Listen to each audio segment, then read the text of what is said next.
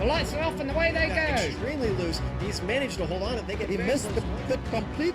It's crazy stuff. Outside Freitas is on the grass on the infield before. He slides through. He tags Richard Eck.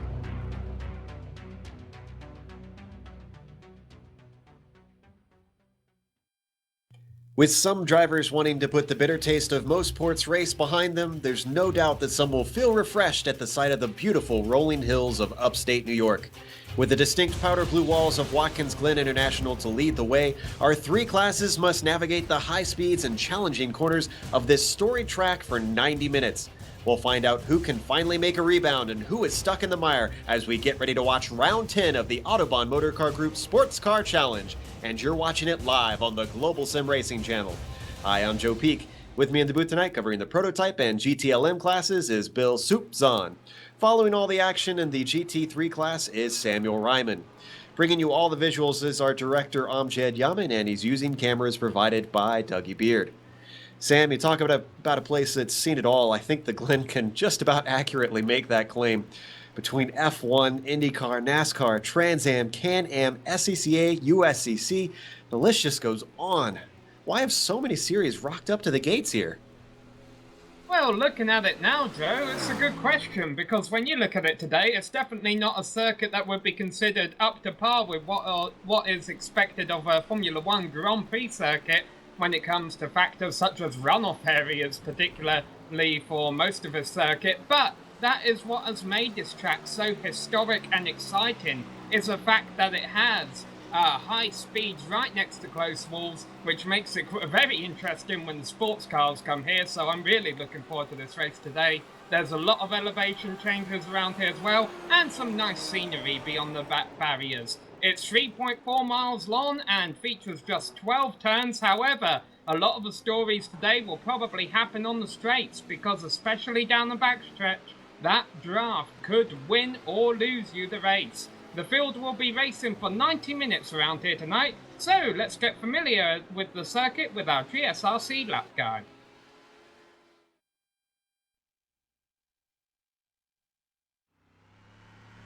Alright, Stefan Overgaard is behind the wheel of the GSRC Corvette, so let's do a lap around Watkins Glen. Heading down the steep hill of the front stretch, turn 1 comes up quick, and it's very easy to overshoot. But there's a lot of runoff here, so you can get away with mistakes if you need. From there, it's a short blast to the S's. The old school nature of this track really comes out in this part with the walls right on either side.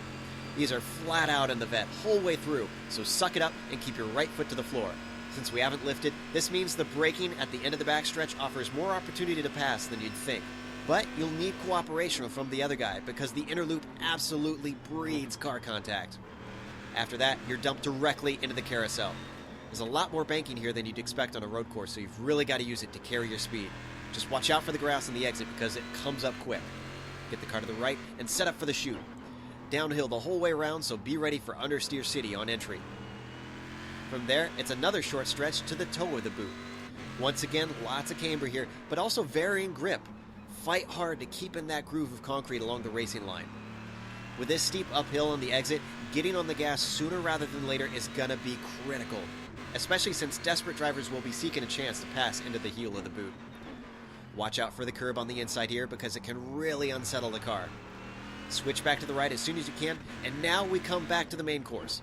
The car never wants to turn in here, but be careful, because it's so easy to put into the barriers on the outside.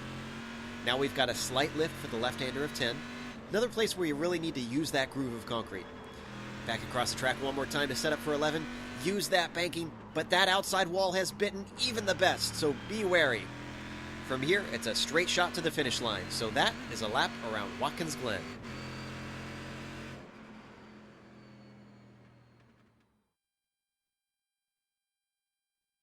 That should give you a pretty good idea of what Sam was talking about elevation change and close walls around here. Just not much room for error in a few places. Well, let's hop over to the championship as the intro continues to work its way through and we get closer to that green flag. Bill, what's the status of our 4 different championships that we've been keeping an eye on? That's right. And as Joe, as February folds into March here, the point standings continue to unfold to reveal areas of certainty and some uncertainty. So let's start by looking at the team championship. Now, For those new to the series there, teams are made up of no more than 3 drivers, 1 from each class, and all 3 team drivers' race points being summed towards the team championship point total. There is also an I rating cap that prevents teams from stacking the deck talent-wise. So, for the last several races, this section of the report kind of has started out by addressing Team WFL's dominance, blah, blah, blah, blah. Well, not tonight. The respected news outlet Sim Racing Defender tabbed Talon Motorsports as the preseason favorite to win the team championship. Now, after a dismal first half of the season, Talon has sharpened its claws to be the highest scoring team over the last 2 races, now in 3rd and inside of 2nd with the ever-brightening hopes of a championship. Brandon Postma in the GTLM class and Jim McGinnis in the GT3s has started drawing blood along with Big Tinsley's Big Claw prototype. Team WFO has Matt Quinn, Troy Schuster, and Robbie Morrison in the prototype, GTLM and GT3, all as class bridesmaids. OFW sits in 2nd thanks to the contribution of GT3 leader Paul Oh My Darling. Now, moving on to the less interesting is the prototype driver championship here. Tinsley's dominance has been well reported. Noel now is on an 8-race win streak. Quinn is now comfortably in 2nd, but what has become almost painful to watch is the now almost expected misfortune of Autobahn Motorsports West John Ulmer. The once good-natured Ulmer ribbing that the cheese is off the pizza now almost seems cruel to report. OFW's Mark Ponick is only a point away from knocking Ulmer off a podium spot.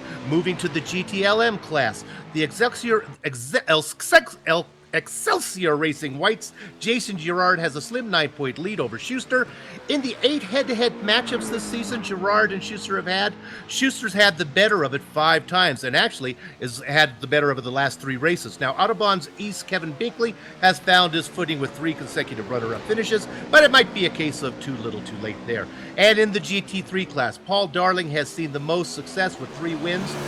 But the real story in this class is the Bernie Sanders-like sharing of the wealth. Jason DeVries, Dexter Castro, Kevin O'Keefe, Ross Booth, and last but not least, Robbie Morrison all have seen the checkered flag. Now, Morrison is now just a few points ahead of 49 Motorsports driver Dexter Castro, but unfortunately, Dexter Castro's not going to be able to finish out the season. Now, Joe, after the Watkins Glen, there's one more race up north in Canada, then the season moves south to wrap it up with a Florida, Georgia, Florida sequence. Back to you. Yeah, so finally getting a little bit of warmth, I'm sure, out on the track down south in the lower states with some classic tracks, I must say. But let's talk a little bit about what this track has in store for these drivers and what places the viewers might want to watch out for some action. Sam, what are some places that you think we're going to see most of these passes start to take place, at least within classes? Turn 1, lap 1 is going to present a lot of overtaking opportunities. This is really one of the crazier opening turns on any racetrack on the sim racing service because it kind of dips down. You have a runoff area there on the exit. There's so many lines you can take. There's so many different approaches you can take because everyone gets stacked up. You could probably pass about 5 cars into the first corner if everyone else wasn't trying to do the same. So granted, there'll probably be one class where we'll see a couple of spinners in the opening turn, and that does present overtaking opportunities for the rest of the race. Then you climb up through the S's, not a whole lot of passing goes on there, but then you arrive at the inner loop, which like turn 1 can be a heavenly place for overtaking, or it can be the other place if you end up getting involved in an incident there. Because that inner loop really does throw a few curveballs. There you see it on the screen right now. Right, left, right. Yeah, it's one of those things where you kind of think, do I or don't I? I know what you mean. It can really either bite you or pay dividends, depending on how it goes and how you attempt that pass. And speaking of the dangerous places, Bill, I mean, there's probably going to be...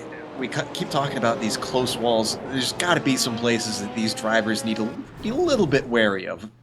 Yeah, and when you talk about problems here with the close walls, when you think about watching races that NASCAR brings here. Some of the most horrific races horrific crashes that I've ever seen have happened in the NASCAR event. Have happened here on this track because of the speeds and the closeness of the wall and the tight racing that's going on.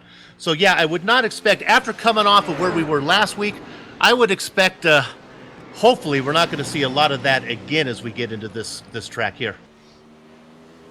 Yeah, for those who missed the Mosport race, I would say go back and watch it because it's exciting. Just don't take that as being typical for this series. These guys tend to be pretty respectful between classes out on track, but that one... The inner loop is going to be problems here, and the chute and turn 9 are all going to be... we'll see how it goes. I would expect with that in their rearview mirror that we may have a better little race today. It might come out a little bit easier than one might expect. Yeah, I think guys have probably learned their lesson, or at least I'm hoping they've learned their lesson from Mosport. And actually, if we could jump back to the championship battle real quick, Bill, we usually cover the typical championship, but they do have a championship that we don't tend to show the numbers for, and it's equally important, and that's the amateur championship. And I want to give a nod to some of the guys that are fighting up at the top of that, and that's McLeish, Wilson, and Santana, at least on the prototype side. Those guys are very close on that end, and they are, if I'm remembering right, they are in the 4th, 5th, and 6th overall in the points. Yeah, I think they are doing very well. Wilson and Santana having an impressive run there also. So definitely guys to watch out for and understand that they are fighting for their own championship. You'll be able to know the AM drivers by the yellow end plates on their wings. So keep an eye out for those, and that's how you'll be able to know who is a pro driver and who is an AM driver out there. But they are all fighting for the same piece of track. So a win, if you're an AM driver, is still just as important for them, probably if not equally more, since they are sort of I say unofficially, but I should say officially rated a little bit lower, but it's still everyone all together fighting at once. We got about 2 minutes left, so let's go over to Sam for the GT3 class. Big talk is probably Morrison breaking his duck with his first series win back at Mosport. But the other thing that we need to worry about is that we worry about at a lot of tracks is the difference between the BMW and the roof here. How do you think that's going to play out between those two GT3 cars? Well, this circuit is definitely an interesting one. We're racing on the boot configuration, and what that means is for half of the lap you have a lot of long straights, and towards the end of the lap there's a lot of twists and turns that kind of help the cars with the downforce. So we kind of expect to see the roofs be very strong where top speed is rewarded, which is the first half of the lap. And then you just saw Ross Booth on screen. He's in the BMW. Those are the machines that will be performing in the GT3 class towards the end of the lap. So that's going to add another curveball, considering you've kind of got 2 different kinds of racetracks around here and 5 different kinds of cars. So traffic will be an issue today, that's for sure. But hopefully these drivers will get through it all cleanly. But yeah, the championship you were talking about there with Robbie Morrison breaking his duck. He's only 17 points back of Paul Darlin in the lead. Dexter Castro is third in the points, but he's not going to be here for the rest of the season. So that means we'll see Leif Peterson probably move up into third, because the driver in 5th in the points, who would get to move up to 4th, Paul Lindsay, is also not here tonight. So Peterson is really the one who we will be keeping an eye on. He's certainly had an upswing, and so has Morrison. We need to give him a lot of credit, especially after that win. This season in general, he's at an increase in speed compared to last season. And I know you haven't been around for much of the races this time around, Sam, but I know you were there for at least the first race, and it's been impressive to see Morrison just climb and find more and more speed and put on a challenge for guys like Dexter and for drivers like Darling. Yeah, absolutely. You got to recall, Joe, I got 3 hours of sleep yesterday, so my memory doesn't even go back beyond this weekend, but it is nice to see Morrison up there, and hopefully he'll be able to continue that performance, because just 17 points back of Darlin with a few rounds left to go. Who knows? We could have a different driver at the top of a GT3 points board by the end of the season. which we certainly did not expect with the way Darling has been driving so well for most of the season, but traffic has been his undoing lately. We'll see how he handles it here at Watkins Glen. Checkered flag is out on qualifying. Drivers are finishing their hot laps. So let's go through the order, since I don't believe we have any prototypes out there actually during this section of qualifying. Robert Tinsey is going to be your driver on the pole once again. Let's see if he can add to that tally and make it 9 wins out of 10. John Ulmer is going to try and stop that. He's going to be starting on the outside of the front row. Kevin Santana, we were talking about how great he's doing as an AM driver, sitting in third on the qualifying timing sheet. Matt Quinn is going to be starting fourth today, followed by Mark Ponick starting in fifth. And then Paul Slavonic, Bill, will start the race on the outside of the third row. Mark Wilson and John O'Day make up round 4. Tim McLeish and Chance Kelly make up round 5 there with Kelly on the outside. David Tejeda is in the 11th position. Then we drop back to our pole sitter in the GT Le Mans class, and that's going to be in the 12th spot overall. But first in class is Troy Schuster. Sam? Yeah, and then second in class there is Jason Gerard, and then Billy Smith is lined up there behind him. The number 72 machine will be starting on his outside. Will be starting back there in 15th position. And then Brandon Postma will round out the top 16. These are all GTLM cars. Mark Schindel and Dave Hill will round out the next row. Then it'll be Robert Jackman starting in 19th overall, followed by Kevin Binkley in 20th. David Stockrider will start the race in 21st, followed by Sheldon Woloshin in 22nd, and Sean Reese in 23rd. Then we get to our pole sitter in the GT3s, and that is going to be Robbie Morrison, Bill.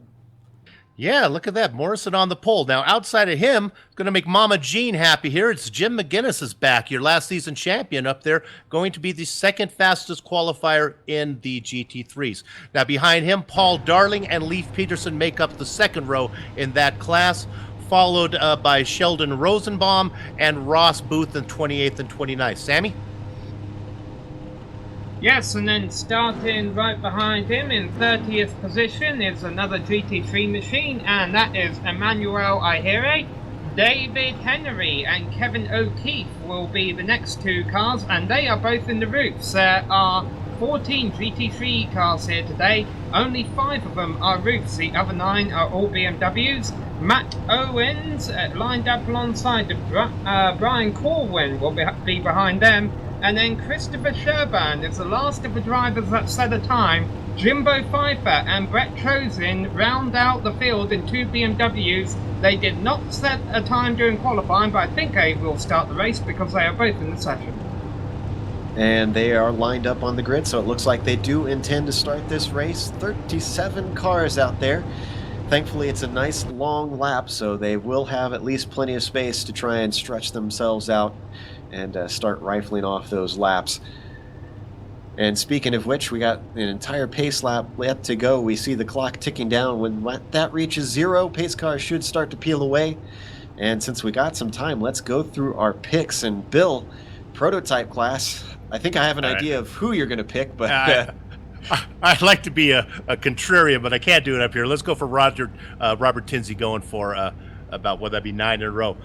Now, if we go down to the next one, this is interesting. Now, this is a tough call here between Schuster and Gerard. Let's go with the guy who's fastest. I don't think that's going to make a lot. You know what? Let's change that up. Let's drop down. Look at Billy Smith down there, third in class. I think it might be time for him to sneak one in there. So I'll go with Billy Smith for the second, for first. Maybe finally get himself another win. It will be his first this season if he can do it. There you can see in the green and black machine, that's Billy Smith.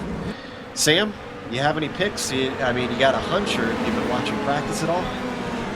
I was going to pick Robbie Morrison, but I do not think I can. I think our GT3 pole sitter has lost the internet connection before they even rolled off of the grid.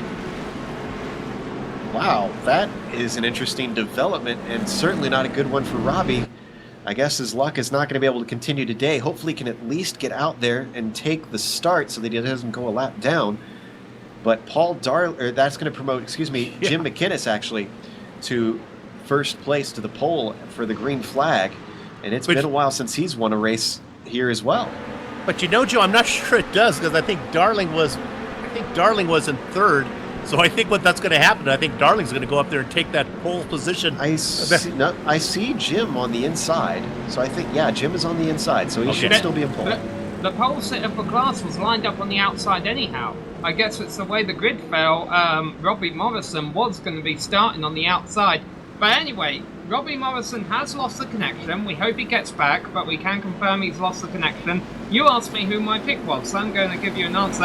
I'm going to say Jim McInnes, because most of the field here today is in BMWs, of a GT3 field that is. And with the length of this race and the amount of twisty turns, I think that's going to actually pay off being in a BMW rather than the high speed that the roof will give you. We'll have to wait and see. A lot of long banked corners around here that could definitely help. That BMW tends to like the twisty bits. We've got just a little bit less than a quarter of the lap to go as the pace car now hits the boot, heading towards the heel. It's another one of those spots where I certainly expect to see a few passes throughout the day. Got to get a nice climb, good exit out of the toe before you hit the heel. You could see someone try to outbrake you if they just sneak it up on the inside.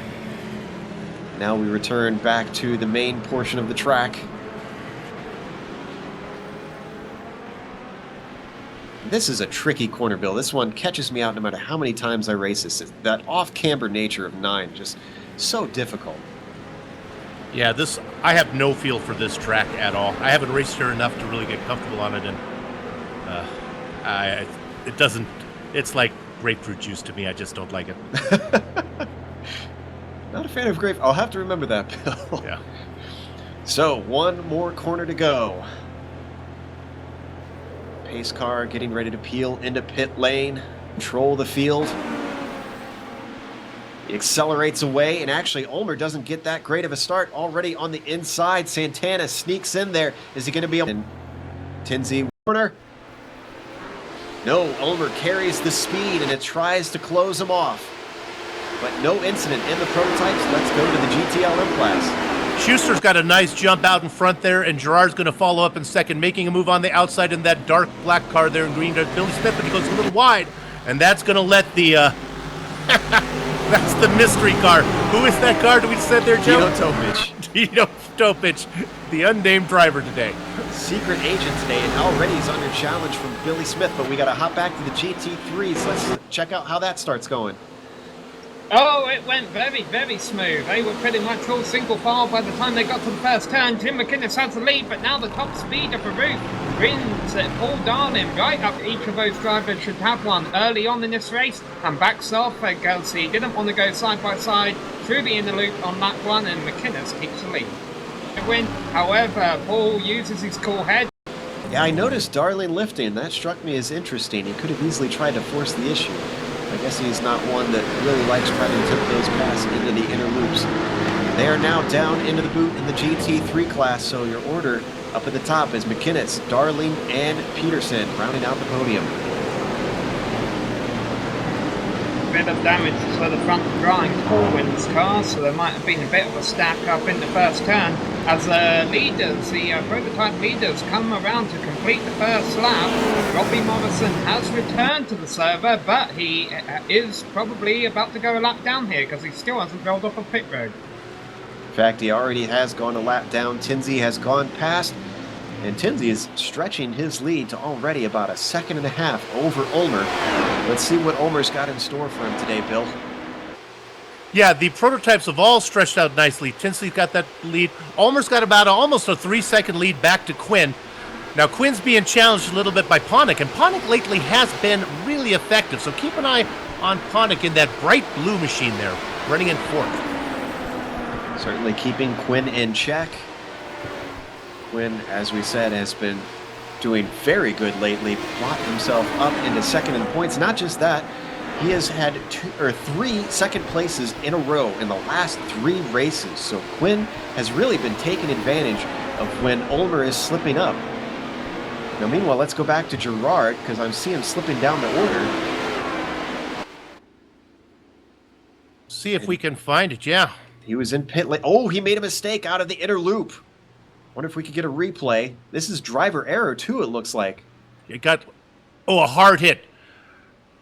Hard Very hit. He hard got, hit. yeah, got the first part of the chicane right, then coming out of the inner loop, setting up for that final corner, and he got right into the wall. Oh, that's hard comeback from that one, Joe. We're going to look at the replay now. He was driving in, I believe it looks like second place at the time. Here it is, coming up the long back stretch. A lot of speed coming through here. Then you really got to get on the binders, down through the inner loop, get the car settled, get back on the power, and that's where it went wrong.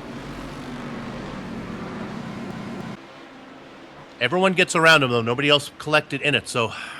Well, this is a boon to Schuster, who has been his main rival in the championship, because already we're seeing that Gerard is not able to come out of the pits. He's probably going to go a lap down here. Yeah, that was... What? Well, probably from that area, probably a long tow. Go ahead, Sam. Yeah, we've had a few GT-LM cars having trouble. Sheldon Voloshin was just driving straight, coming out of one of the corners there towards the end of the lap, but finally took a tow to the pits. I wonder if there might have been a hardware failure. However, he wasn't the only GT-LM car that ran into trouble that lap.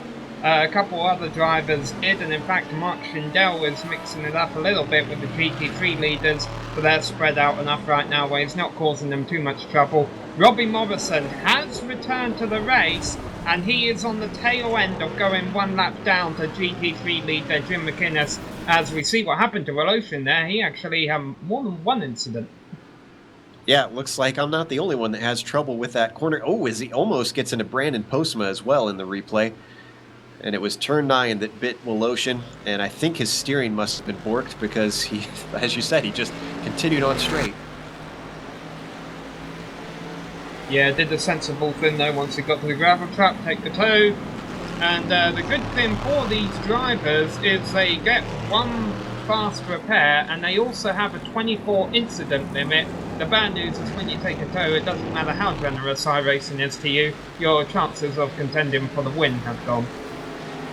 Especially in this series, there are no caution flags here, so you've got to catch up based on raw pace. There's been a few drivers we've seen with the ability to do that. I could see maybe Robert Tinsey coming back from a hard blow and maybe trying to contend for the win if he doesn't have too long of a tow, but I don't know if Gerard can come a whole lap down and try and get back into P1.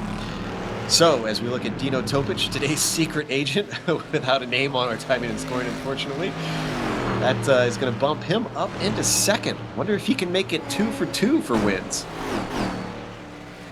We're looking at a battle here between Reese and Postma. This is close. Sean Reese is going to get the best there. As Brandon Postma has gotten around him on the inside. Those guys were side by side for about, a half a lap. So Brandon Postma now gotten out in front, moved up to 18th position overall. That would be 1, 2, 3, 4, 5, 6, 7, about 9th in class, I guess. Well, you can see right there, 7th in class. And about 2 laps ago, Postma actually had some trouble, so he's a little farther back than he should. I'm sorry, Joe. There's a wreck in the S's. Sheldon Rosenbaum. I don't know how he held on to it, because that would have been really ugly if he had gone around. Jackman is upside down. Robert Jackman, yeah, it's upside down. In the SS2, that was a separate incident, though. Yeah, it happened at exactly the same time. There you see Jackman, gets turned upside down by Owens, and I think those guys are actually teammates. Jackman's car is junk now. Let's watch from Rosenbaum's view. Yeah, well, this is a separate incident going on. This is one I was watching. It was almost just as ugly because he got tapped and scraped the wall, kept going. The problem is for Rosenbaum is there was a big traffic jam for third about a lap ago in the GT3 class. He has dropped, I think, back to about 7th in class in the last lap or so. There you see, 7th in class indeed. So a couple of laps that he's going to forget, but could have been a lot worse. As long as the car is pointed forward and on the black stuff, I guess, and undamaged. Wow, Sam, we're already seeing some serious attrition. We're only 8 minutes into this 90-minute race. I'm wondering if it's just going to pay off to do like I just said. Just keep it moving forward and keep the car whole. Well, we've seen a lot of incidents. I wouldn't say there's been a heck of a lot of attrition, though, because the car that sent Jackman upside down is actually still running on track. It's the black BMW, and I forget, Owens, I believe you said the name was, if I'm mistaken. Let's actually head up to our overall leader, Robert Tinsey. He's just starting to hit the GT3 cars. This is usually one of those exciting moments in the races, especially having to navigate through some of these faster corners. Here we ride on board with Tinsey. He is the first one coming up to these guys, so they're not going to have a huge warning here. Got around Matt Owens there, and then Woloshin was the last car these got around. Up next is going to be David Henry a little ways up. What's nice is that the GT3s back here are pretty well single file. They've certainly spaced out, and I wonder if that's because of all the cars we've seen having problems. No, they've been pretty old, but they're not spaced out for third. Pete Peterson is being threatened by Ross Booth, and we saw a bit of a train forming behind Peterson not too long ago. Remember I said that Sheldon Rosenbaum had actually been challenging for third place. However, Ross Booth is the one who finally makes it stick, although Peterson continues to challenge. But I have a feeling Booth might be able to run away, although Peterson is in the roof, and that might help him in the inner loop next time around. Booth going very defensive into two corners in a row, obviously feels threatened.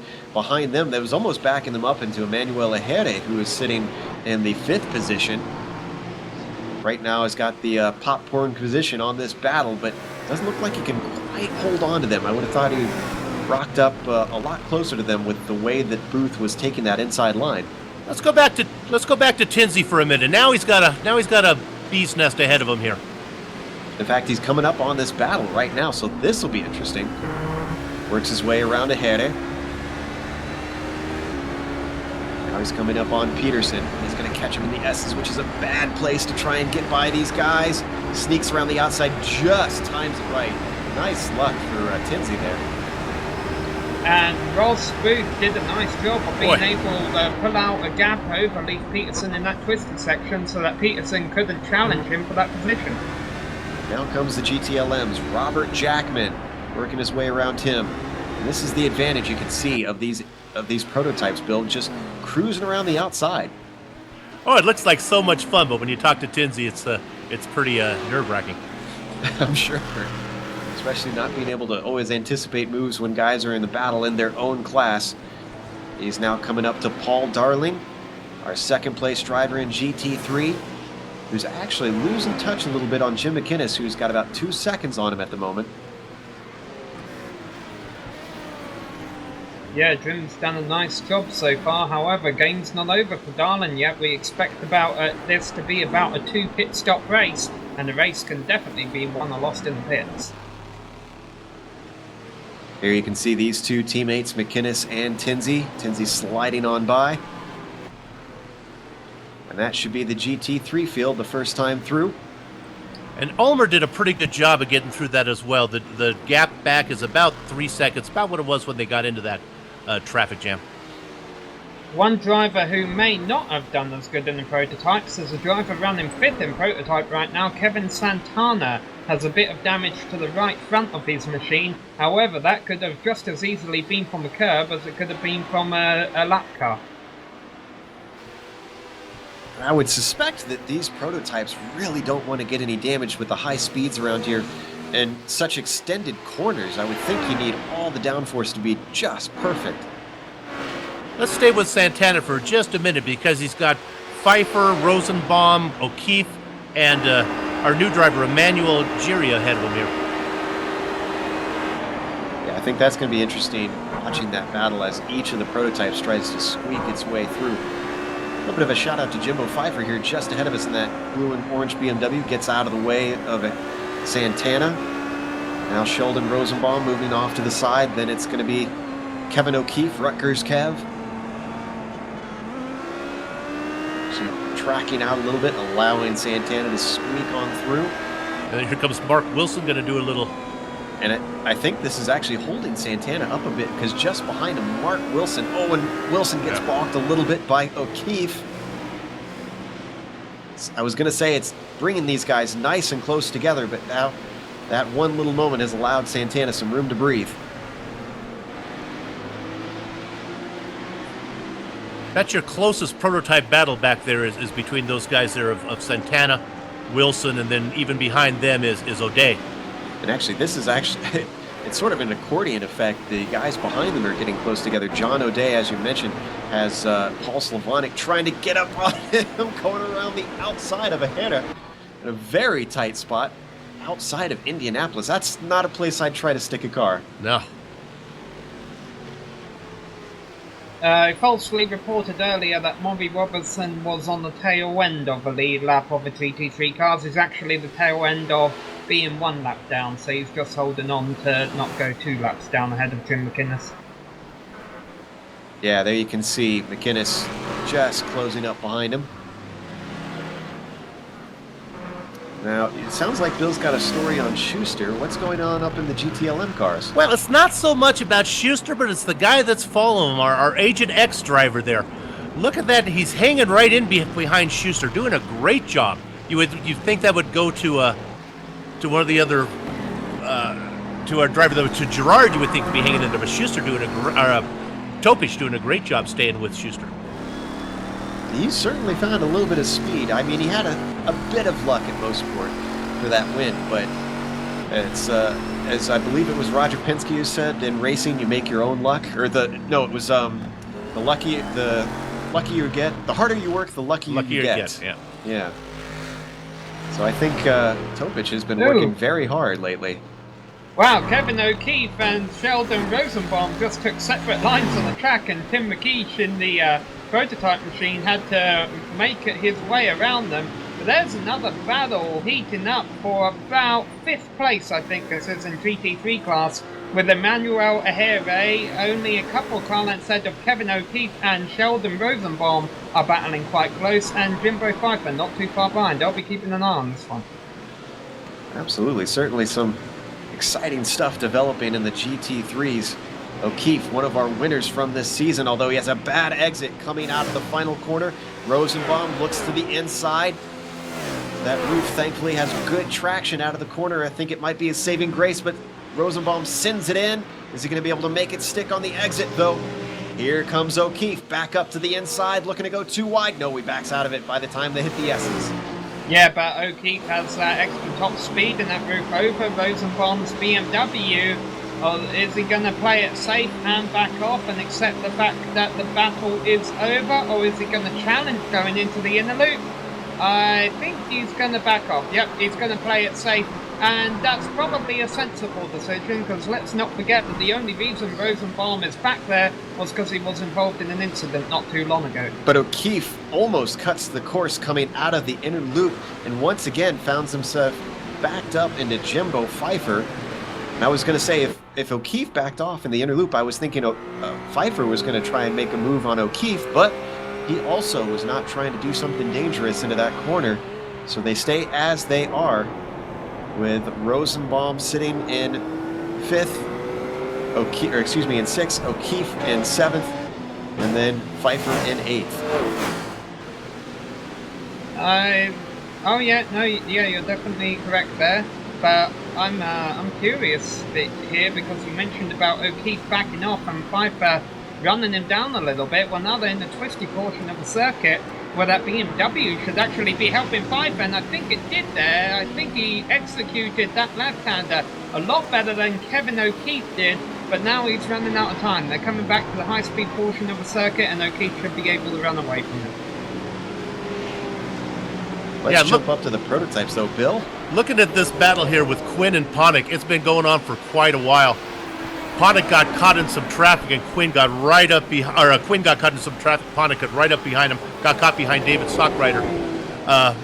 Ponick has been hounding Quinn all race long and really putting the pressure on Quinn when he gets to traffic. Next up now, we stay with a little bit wild. They're going to come up on a nice little battle that's going on between Dave Hill and Kevin Binkley in the GTLM's cars. So we'll have those guys who are battling for. That's a battle for 4th for class there between Hill and Binkley, and right up now comes Quinn and Ponick. Now, I wonder if this is going to be a situation like we saw at Suzuka, though, Bill, because remember, Quinn and Ponick are on team OFW and WFO, and we've heard from them before that they're concerned with the team championship more than they are the driver championship. So these guys could be running in tandem. Yeah, well, Quinn got bogged up behind Binkley there, and it's going to give Pontic has a nice run. I think he's going to be able to get around Pontic's going to be able to get around Binkley, close right up. Working their way past Dave Hill in the GTLM class. And he's going to split the two of them, at least for the first part of the S's. Oh. Yeah. Wow, getting very close to the wall for Pontic. That cost Pontic a little bit of time there. He got hung up there in the S's behind Hill. And now Hill has a bad exit. Keep an eye on Binkley has a run. Not going to get it done, but that's a good battle going on. Unusual to see Binkley back there. It's a great run from Hill ahead of Binkley. That's nice to see. Yeah, we're not used to Hill being one of the top contenders. He's a mid-packer, so he's a solid driver, great driver, but hasn't been up for the win so far. Trying to hold off Binkley, who we know is a tough customer, another driver who has had 3 second places in a row. I'm sure Binkley would like to continue that trend, but right now he is sitting in 5th. Let's take a look at the GT3 lead. What is wrong with McInnes? Darlin has absolutely run him down in the last couple of laps.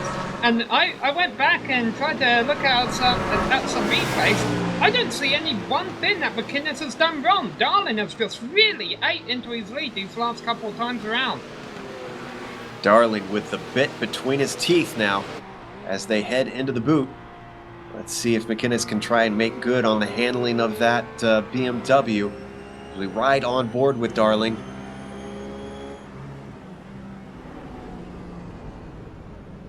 Well, you mentioned handling, Joe. The track temperature is 112 degrees. Oh, let's go to Brett Trozine. A little bit ways back. He got into contact with Jason Gerard.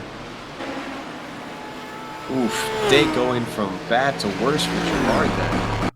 And Gerard came over the track and accepted that it was his fault. He says, my fault, all my fault. And boy, it must have been ugly looking at that tire smoke there. Yeah, I'm watching the replay now, and you'll see it right here. He just sneaks it in on the inside of the S's. The S's really is not a place you want to try and go too wide. And it went all sorts of wrong. We're going to watch it from onboard Gerard's view. And I'm sure it was tempting knowing he's in the faster car. He's got better acceleration. That gap, you can see, just disappeared.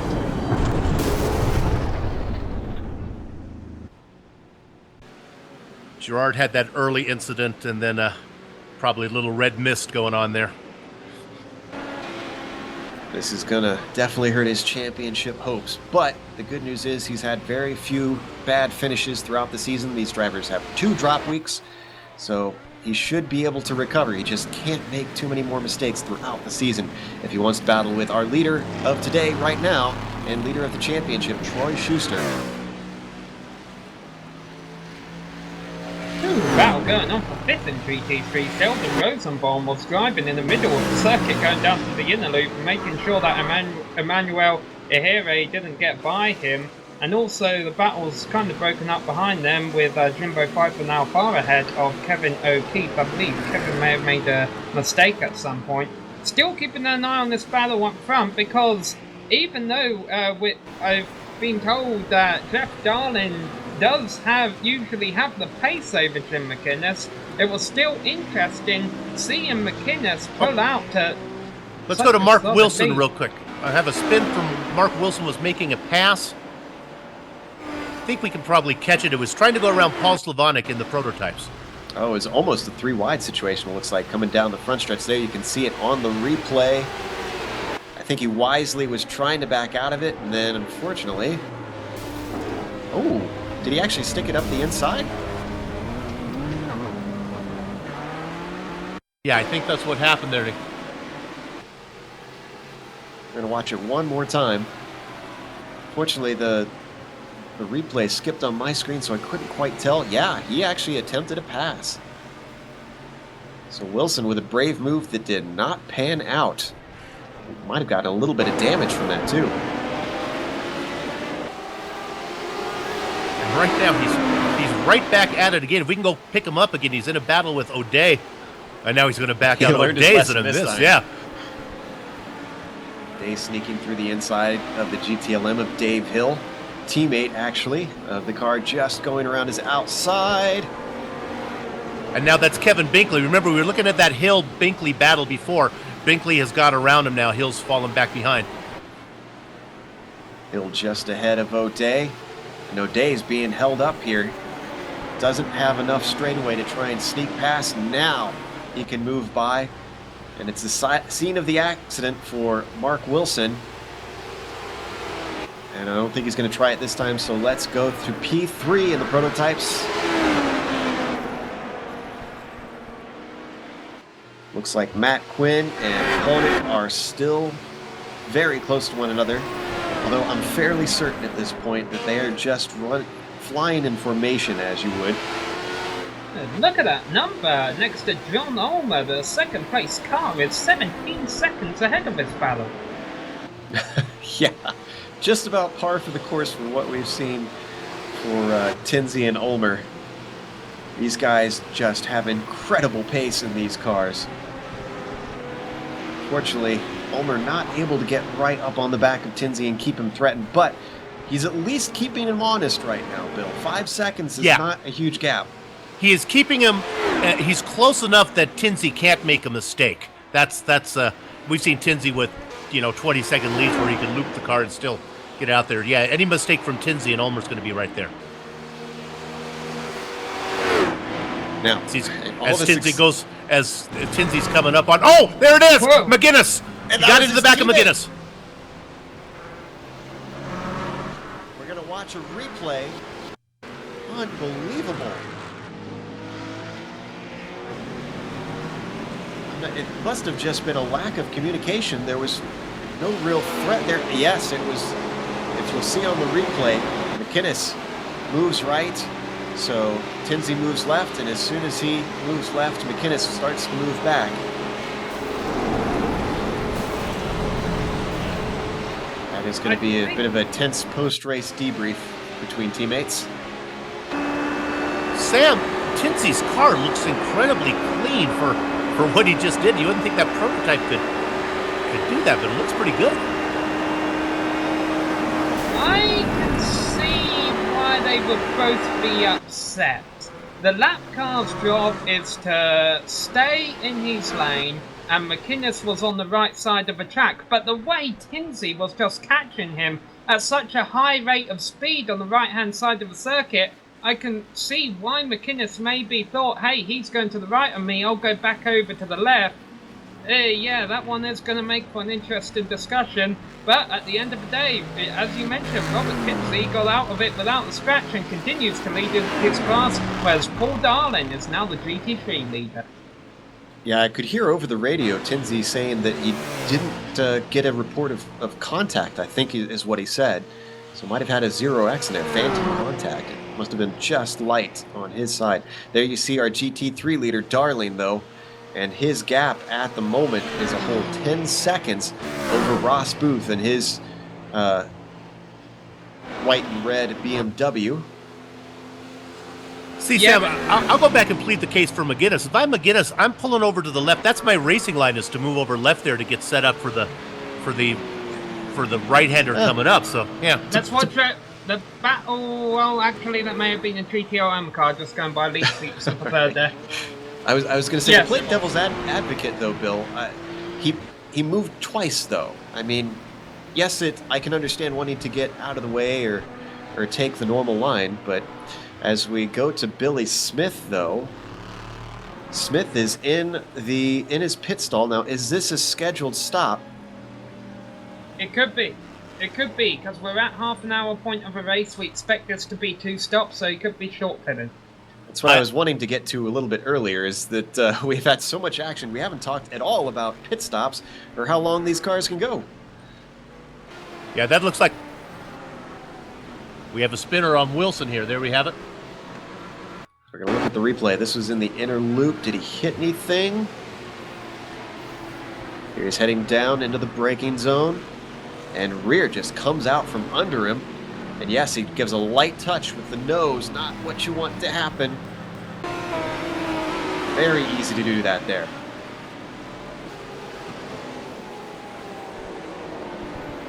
maximizing that corner can just be so difficult, Bill. So, if we can get to pit stops, unless something else needs to happen. Well, there's a battle for fifth in prototypes on the front stretch right now. Kevin Santana got bogged down by a GT3 car in the last turn. Paul Slavonic looks to the inside, nothing happening. Meanwhile, to the right of them, Jim McInnes is rejoining the track after taking his code to pit road and getting his free repair, and he lets Packer cars go by before he gets back up to speed. And McInnes, unfortunately, is a lap down of his class leader, I believe. Kevin O'Keefe just went by, you saw, as he re-entered, so he is not going to have a chance as well at trying to get this win. Look at that, he's got another battle now. Brian Corwin is 4 seconds behind him. I don't quite know what happened to Brian, but he was in the pits, must have had damage to his roof not too long ago. Corwin, unfortunately, that won't help. Having a bit of an off coming out of the inner loop. Corwin's a newcomer to this series and a newcomer to this, well, not a newcomer to this car. Tinsey into the pits in prototype, and this doesn't surprise me, Bill. He was involved in an incident not too long ago, so why not? He might not even take a free repair, but get a little bit of repairs done to that machine. Even though we can't see it, any kind of damage is going to hurt your top line speed, and that's not good around here. Yeah, he's gonna stick with the case that it was net lag there. Now, critically, we see our current leader, John Ulmer, stays out, and he doesn't have traffic in front of him except for Billy Smith, who is a teammate. Otherwise, it's clear track way in front of him. So this could be a great time for Ulmer to try and make up the gap a little bit, see what he can do with pit stop strategy, and run some hot laps. Tinsey is back out. He's got a pretty clear lap in front of him as well, so... But Ulmer has done a great job of holding station with Tinsey, about 4 to 5 seconds back for most of the race. I'm sure this one is a battle for position now. I called it wrong last time. Leif Peterson in third place. And boy, these roofs must create a hole through the air, or I got the top speed factor wrong, because the BMW of Jimbo Pfeiffer behind him in fourth is able to hold on and close in on Peterson as they go down the backstretch.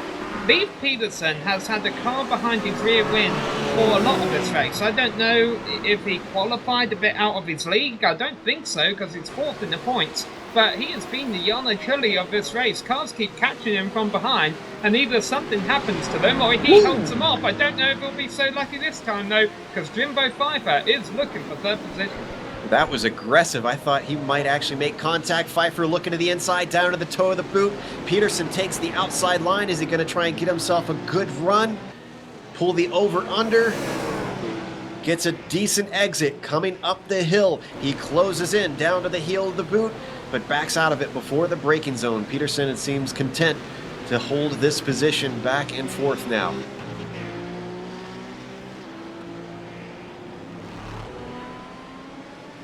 And what a mention of the Truly train. Haven't heard that in a while. So let's go over to Bill, because Kevin Binkley has something going on. Well, it's just been, again, it's let's give attention to Dave Hill. Binkley got around him, but Hill's been able to stay right with him. Hill's made a couple peaks inside there. There's one of those battles where Hill's just waiting and being patient.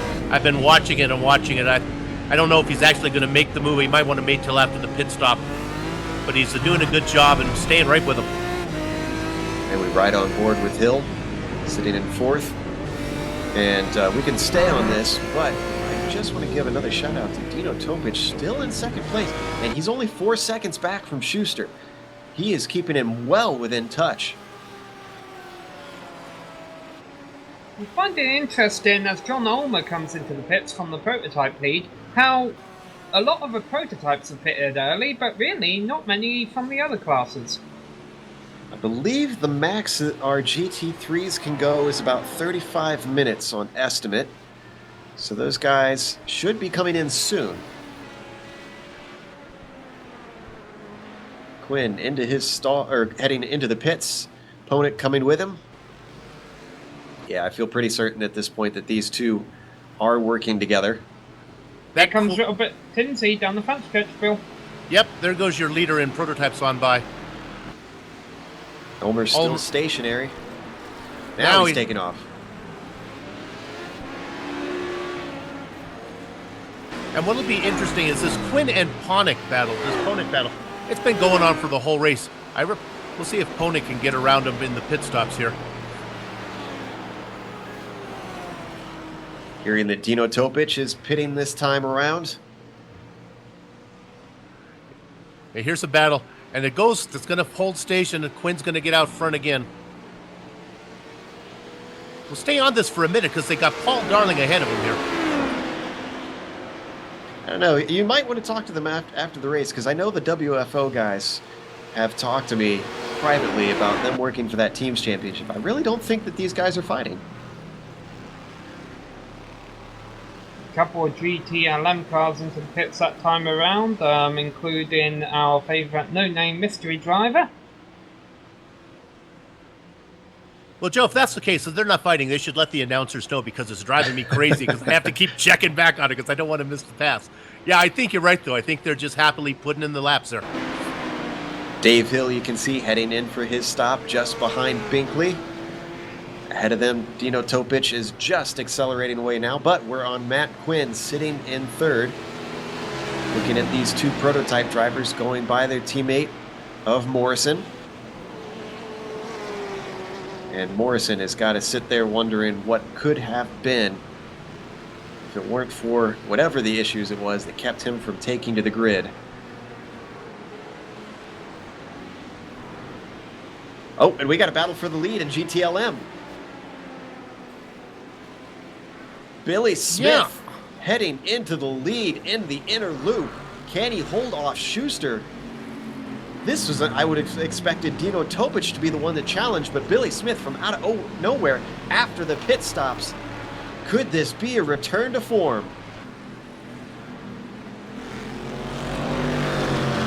You know what it was? Schuster came. Yeah, Schuster had just exited the pit there, and Billy Smith got him.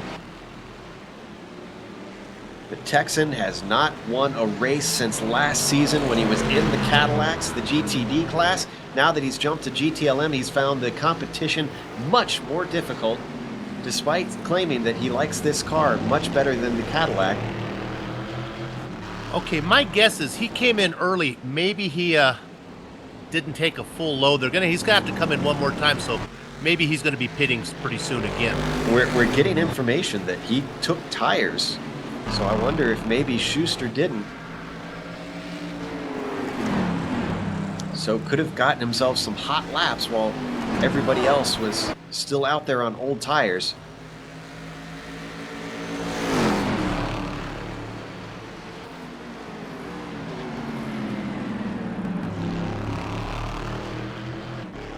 And this battle is not over yet. You can see Schuster in the gray and red car hassling Billy Smith. Meanwhile, on GT3, it looks like Jimbo Pfeiffer has kicked off the GT3 pit stops. He has his service in the BMW. And sorry to cut you off, but this and it looks like Schuster backs off before he hits the braking zone. Gets right up on the back of Billy Smith coming through the bus stop. I think he lost sight of the second apex, though. Almost cut the course, but manages not to. Schuster still within striking distance down into the chute, and now they're going to get broken up because they've got Robert Tinsey closing on them. Tinsey looking to the inside of Schuster. He's going to get one, but not two. He splits them. Oh, and he tries to sneak on the inside of Smith. I can see why that would be tempting. Usually I late apex that corner. And Schuster did not take tires, so Billy Smith did, so that'll give Billy a little bit of an advantage. Mark Wilson now coming up to the back of these guys.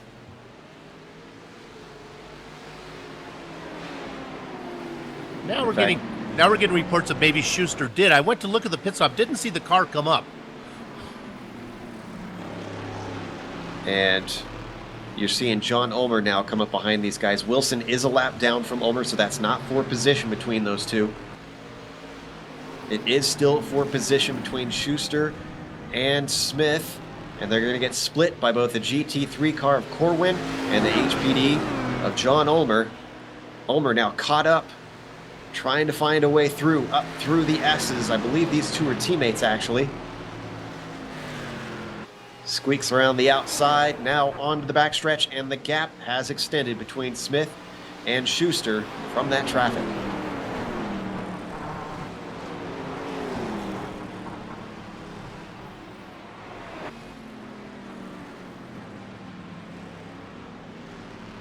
Now, where is Topich on all this? He's coming up on the back of Corwin. He's about 3 seconds back from this battle. Yeah, and that's about the gap I would have expected there. So before the pit stop, Smith was a good 5 or 6 seconds back behind Topich. So something fast, something interesting going on there. Oh, and Corwin's off. Corwin's off in the toe of the boot. Just manages to keep it out of the barriers, though.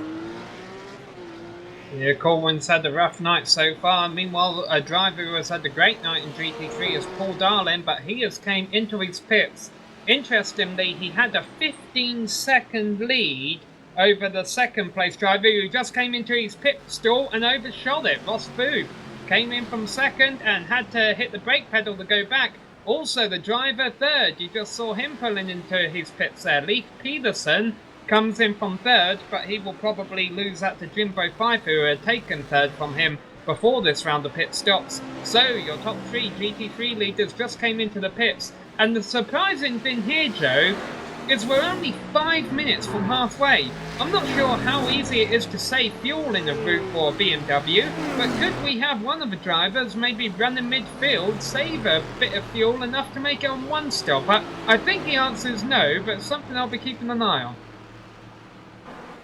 5 minutes seems like it would be a lot. That's 2 laps worth, I think, in these cars. We're hearing that we do have one more GT3 yet to stop here. Yeah, there you see, but I mean, even if he came in the pits in the next 2 laps, Joe, he's not at the halfway point. Yeah, exactly. Even if you make it close to halfway, that means you have to extend it the rest of the way through. So he is going to want that 45-minute mark up on your clock in the left side of the screen. As you can see, he is our leader, but he has yet to stop. Just put a lap on McGuinness, and now he's going to be lapped by Mark Wilson. And then McGuinness gets his lap back. Oh boy, I'm sorry Bill, one quick thing here, the winner in GT3 pit stops looks like it's been Sheldon Rosenbaum. Remember, he made a mistake early and fell back in the GT3 order. He has gained a lot of positions. I believe he has made his pit stop, and so he is showing that he was up front earlier because he had pace, and we saw him rallying back through the field after he got in the wall, and now we know why. Back to you, Bill. I gotta say, I feel for Ponick here in a second. Mark Ponick, the poor guy, got caught in a battle. He got stuck behind Brandon Postma, Dave Hill, and Robert Jackman, and he lost touch with Quinn. Quinn has just pulled away.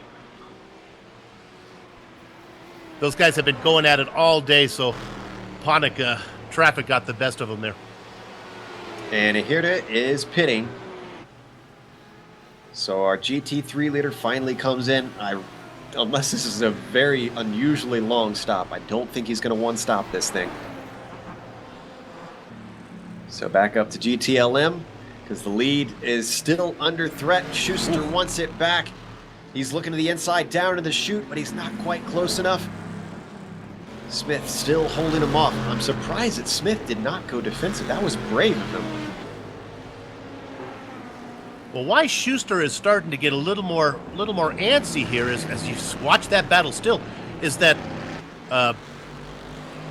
Topich is gaining on these guys now. Topich is faster than Smith also. About 2.5 seconds back on the timing and scoring. So yeah, you're right. He's probably thinking in his cockpit, it's time to hustle. I can't sit back here.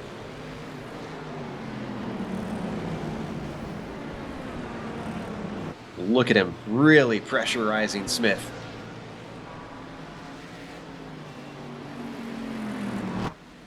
Interesting, though, that he's not really making any crazy moves. He probably could send it in deep and try to force the issue, but he hasn't yet. They're going to get lapped here by the car of Matt Quinn. Quinn sitting in third in the prototypes. Oh, and there he goes. Uses a pick. Can Schuster make it stick on the exit? He does. Beautiful job. Billy Smith couldn't be defensive because there was a car there. By the time Quinn got out of the way, Schuster followed him right through. Oh, wow. That is just textbook multi-class from Schuster. Drivers who are hoping to get into multi-class racing, take note, that is how you do it.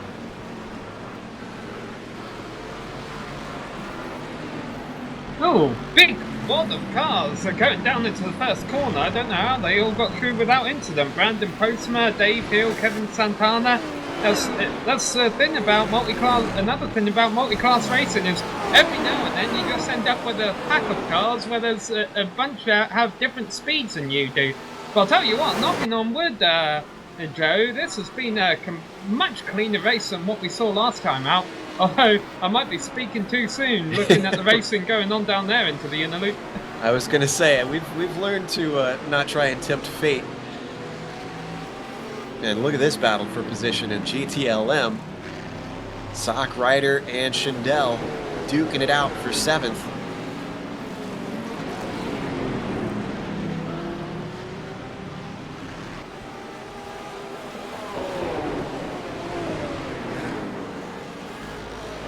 Heading into the toe of the boot. Not quite close enough for Schindel. This is a little bit different from what we were seeing with the battle for the lead, too, because we got Schindel in the Corvette and Sock Ryder in the Aston Martin.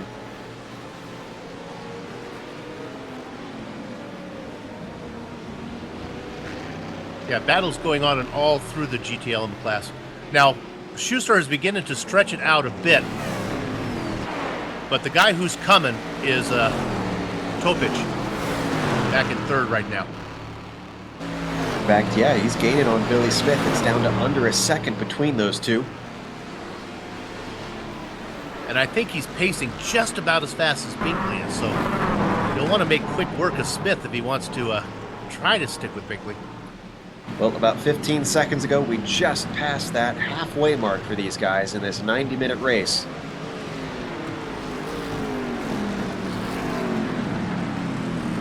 Ross Booth was 2 seconds slower than our race leader in GT3, Paul Darwin, that lap. I don't know if that was because he was just letting a couple of extra plastic cars by.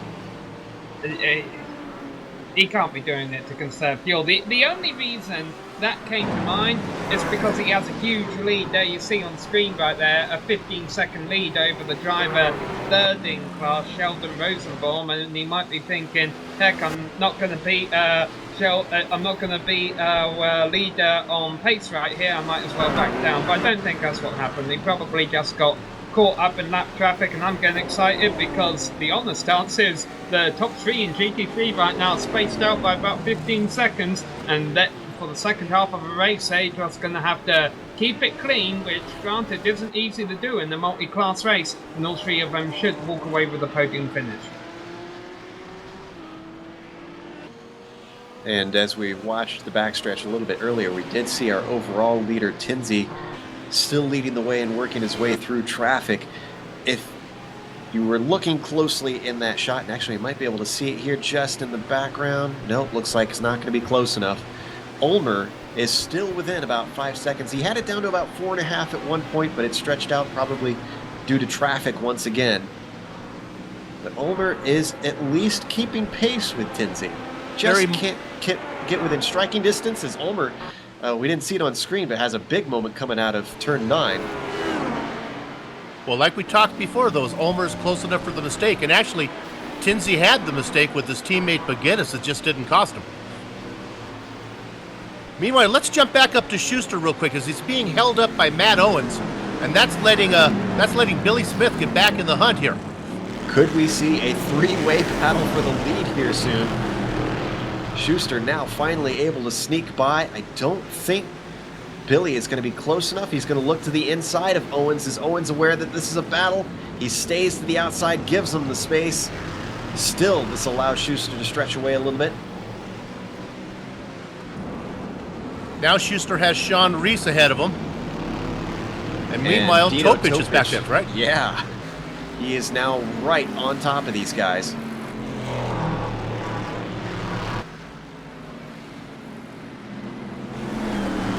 Something interesting to note is that the Corvettes seem to be doing very well here, Bill.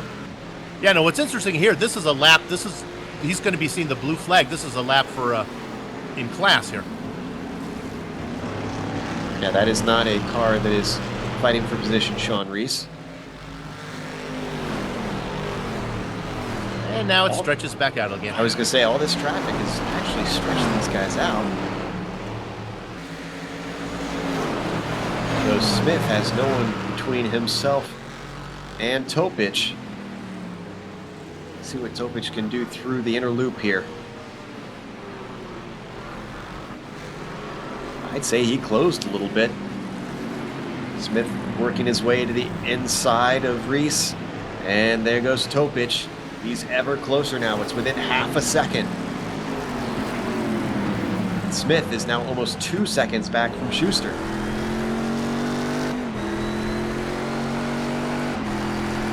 And here comes Paul Slavonic into the mix of the prototype. Going to split things up just a little bit.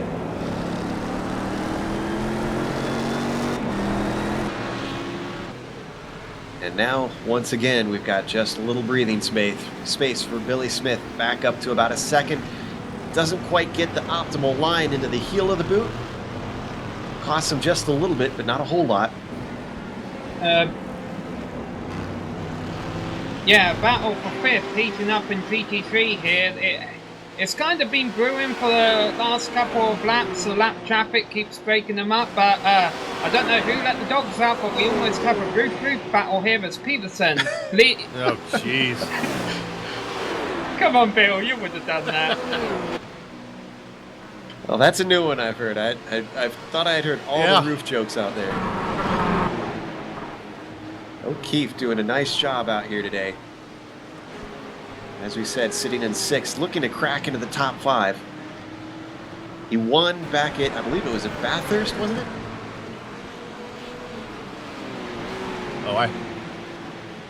Was it no, it was Monza, excuse me. Yeah, that Bathurst race I has put out of my mind altogether. I tried to forget that one as soon as we were done with it. No, excuse me, it was at Monza that O'Keefe was able to snag the win. Not as high up today, but still doing a fine job in that gray and red roof.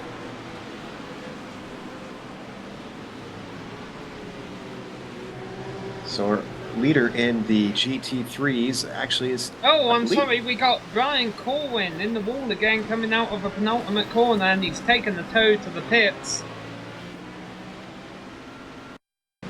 Certainly an introduction to the league to forget for Brian Corwin. Yeah, seems to be doing... And we just saw on camera there, Paul Darling in the pits as well. GT3 leader. Yeah, I'm guessing that's scheduled. He can make it to the end? And that's what I was just about to say. Was that, yeah, I'm pretty sure that's scheduled. I went back and checked Darling. I didn't see any incidents, so yeah, I think this is what his plan is. And interesting moment with Pfeiffer. So I don't know if we want to get a replay of this or not, but Jimbo Pfeiffer missed his pit stall, reversed back into it, but then forgot that he was in reverse when the pit stop was done. And that is actually a pretty big moment because he wasn't too far behind the third place car in GT3, Sheldon Rosenbaum, before he came into the pits. Granted, it was a few seconds, but now it's going to be several seconds by the time pit stops have cycled through. And Sheldon running second in class right now, but once pit stops all done, he should come back out in third. Yes, obviously yet to take his stop.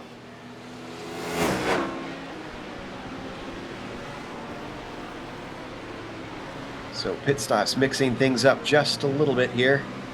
And in fact is spacing cars out. I was looking for a battle and looks like Dino Topich unfortunately has gotten separated just a little bit from Smith, who he was hounding a little bit earlier. And if you're talking prototypes, there really is not a battle in there. Ponick has chased back down Quinn a little bit. I think Ponick's actually faster than Quinn. I think you're right, Joe. I think he's just they're just putting in the laps. Ulmer keeping pace, about 4 or 5 seconds back of Kinsey. Well, it looks like Brian Corwin is sadly out of this race after that accident. So I'm assuming he might be up for an interview. Let's see if maybe we can get him to agree to one here. Talk about how his introduction to the league went. But it says we got some information from him behind the scenes. Says that he used his fast repair early when he didn't mean to, and so this accident put him out completely.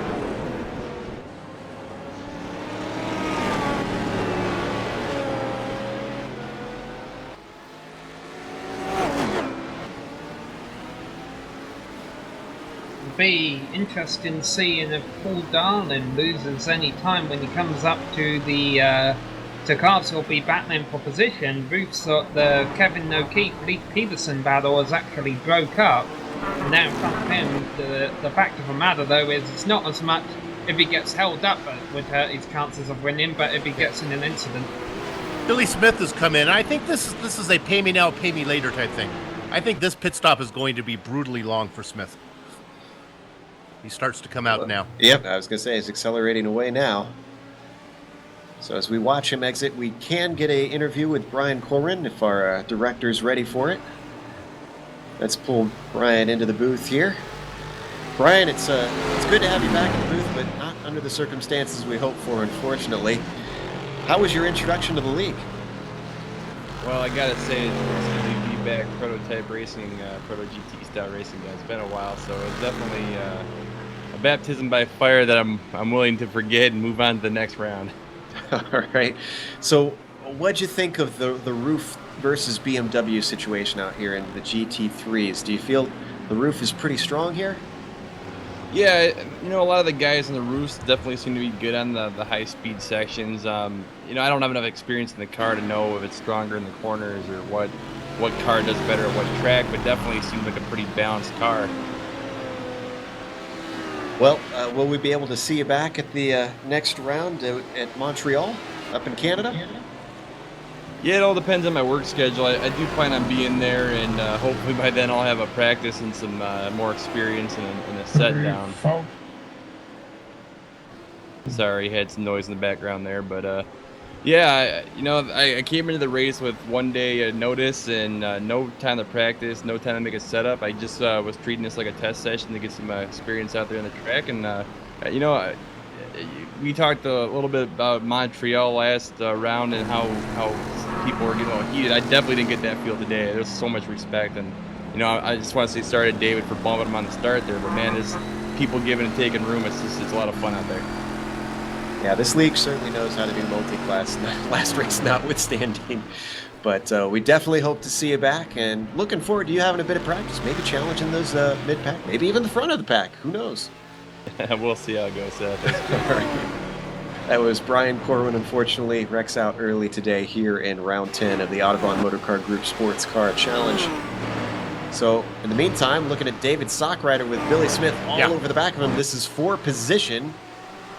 Oh, and 3 wide here with a prototype going up the inside. And through the grass. That's Ponick. Careful. Ooh, someone is going to be thanking their lucky stars. A few people are going to be thanking their lucky stars for Ponick be able to get that car to grip after coming through the grass there. Meanwhile, in GT3, lead Ross Boothers came into the pits.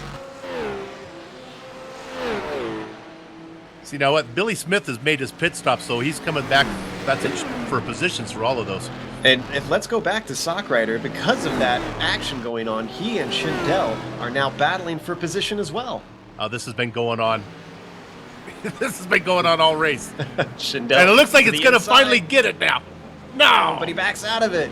I thought for sure he would have had that. He had a nose in. And unfortunately, a terrible exit for Schindel. And that puts him back a few tenths.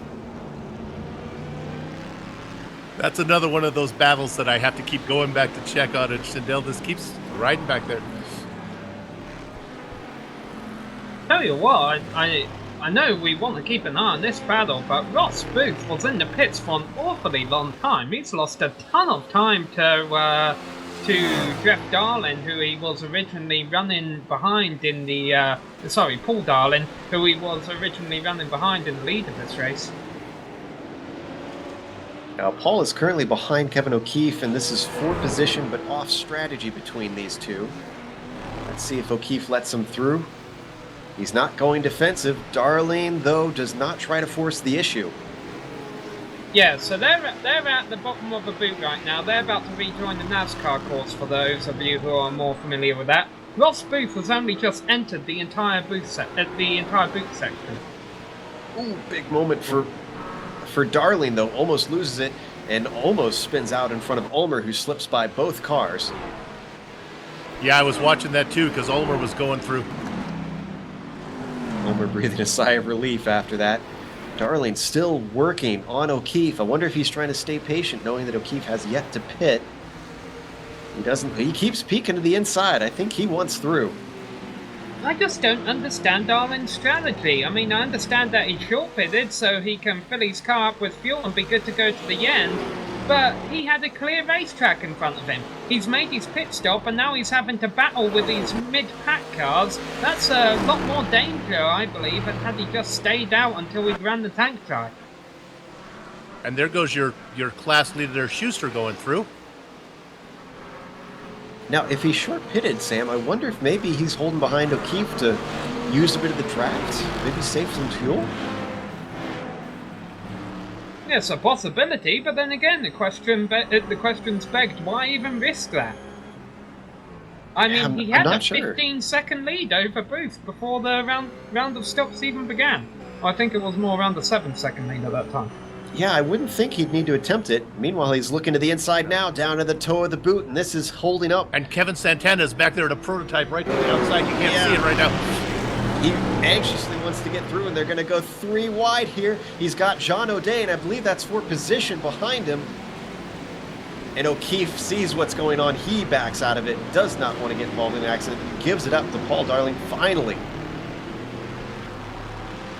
Yeah, it took a bit longer than I'm sure Darlin would have liked, but he got around it. And just to talk about how much time Kevin O'Keefe has lost, and maybe even Paul Darlin too, in front of this entire pack that you see on camera right here, it's Leif Peterson, who was battling Kevin O'Keefe earlier. He now has about 5 cars between the pair of them, and they're 3 wide down the front stretch. Not going to last long, though, as we've got Schuster working past that GT3 car, but that battle between O'Day and Santana was still on until O'Day gets a terrible exit out of the first corner and drops back. Yeah, also another 3 wide going on further back between Dino Topic, Robert Jackman and Kevin O'Keefe. So Paul Darlin's behind Leif Peterson now, but I have a feeling by the time he would have caught him, Peterson will be in the pits anyhow. Well, we're starting to get to about 30 minutes left, so we should see everybody take their second stop soon, I would think. David Sockrider in. And Joe, what all that battling did for Schuster, we watched all that nonsense going on. Schuster got through it early. It really killed Dino Topic back there. Still trying to make his way through, losing a ton of time. Yeah, in fact, he's about 4.5 seconds back from Schuster. But the good news is he's got almost 30 seconds over 3rd place Kevin Binkley. So unless a major mistake happens from Dino, he's looking very good for that 2nd spot on the podium. The guy that we have to keep an eye on is Billy Smith, because he was in that mix. I don't think he's going to be in when everybody makes this pit stop. I think he's going to get crushed, but we'll see how it goes. I know it's true strategy, but let's give a shout out to the current GT3 leader, Sheldon Rosenbaum. Now, I'm not as experienced with the series as you two are, Joe and Bill, but how often does this driver show up and how does he do? Because he's not in the top 10 in points. He's not usually a front runner, to be honest, so for him to lead laps is not terribly common. He's going to get a podium out of it today. Schuster is in now from the lead, so maybe we want to keep an eye, see how he does in relationship to Billy Smith. Smith, well back, I think. Yeah, I'm going to dig through and see what sort of results and what's the best result here we've got for Rosenbaum. He is an AM driver. Here comes Billy Smith down the straight right now, and Schuster's just pulling out, so Smith is in the hunt. Yeah, the highest finish for Rosenbaum is a 7th place. A 3rd would be a great improvement for him today. I think he almost lost that in the S's earlier, where he got tipped into the wall and somehow kept it in a straight line.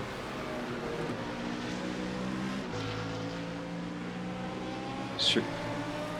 So let's see what Tinsey is up to, and he's actually in the pits right now. Tinsey taking his 2nd stop, and once again, Ulmer stays out, does not follow suit.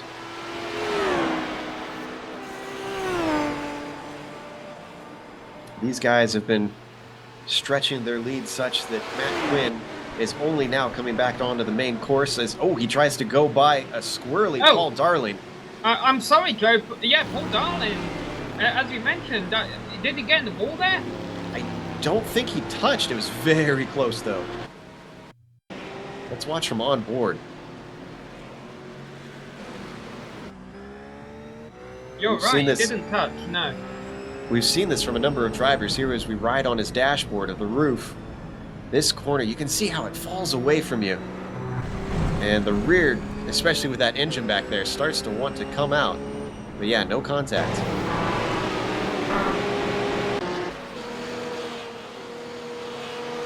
I was going to say that the gap was almost 40 seconds between our 2nd place car and our 3rd place car. Tinsey is back out though. He's come out in 2nd. He's so far ahead. Made his pit stop and still got out ahead of Quinn.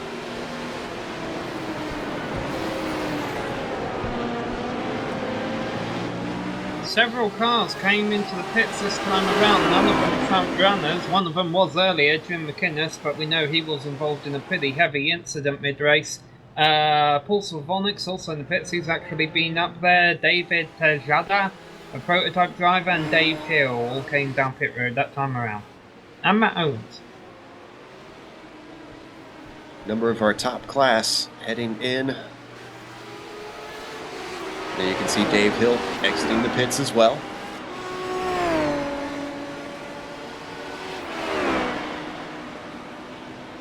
Now down to 25 minutes left to go. Go ahead, Bill. Still waiting for Dino Topic and Kevin Binkley to come in the Le Mans class.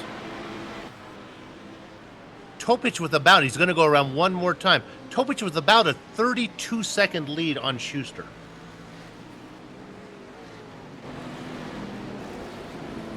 Correct me if I'm wrong, Pfeiffer and Booth have both made their 2nd pit stops. Looking at timing and scoring, which sometimes isn't totally accurate on pit stops, because I've seen 5 for Pfeiffer. Well, Pfeiffer's ahead of Booth, and I'm trying to work out how that's possible because Pfeiffer was about... But Pfeiffer lost a lot of time under his 1st pit stop, didn't he? So maybe... Yeah, oh no, he's coming in. He hasn't done his 2nd stop. That would explain it. Pfeiffer does have some damage on his car. We're not sure where from. Let's see if he hits his pit stall. This time it looks like he hits it right.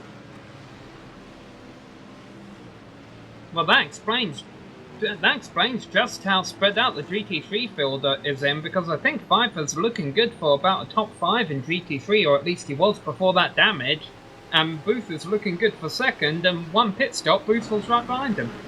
And our leader in prototypes have come in now, so we'll keep an eye on Tinsey here. Tinsey misses his pit stall, though. Ulmer misses. Or excuse me, Ulmer, yes, thank you. Tinsey's already on the front stretch. Screams on by Ulmer. Ulmer's still stationary. Now he exits out.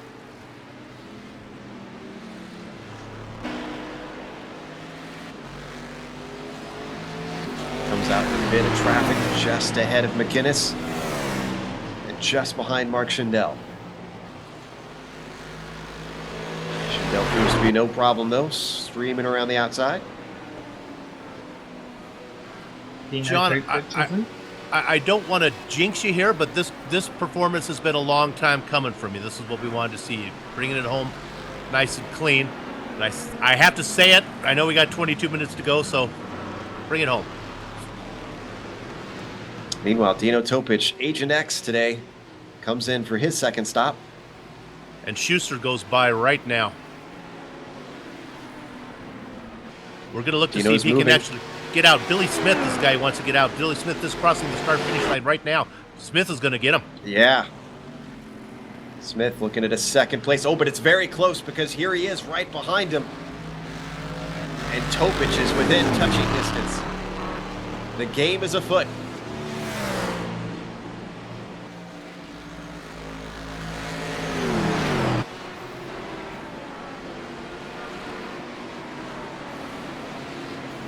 Is, do they have traffic in front of Emmanuel Ojeda is a little ways up the road, but they're not close to him right now.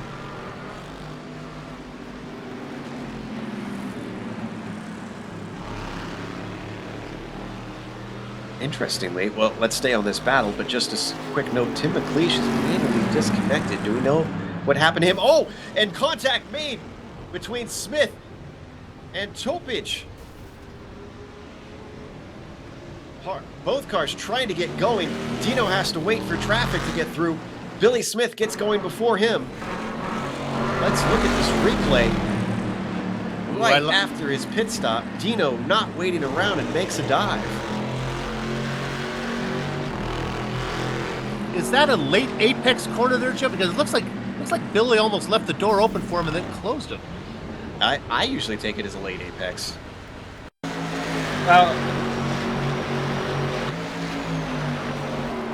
Watch on board from Topic, see what he saw.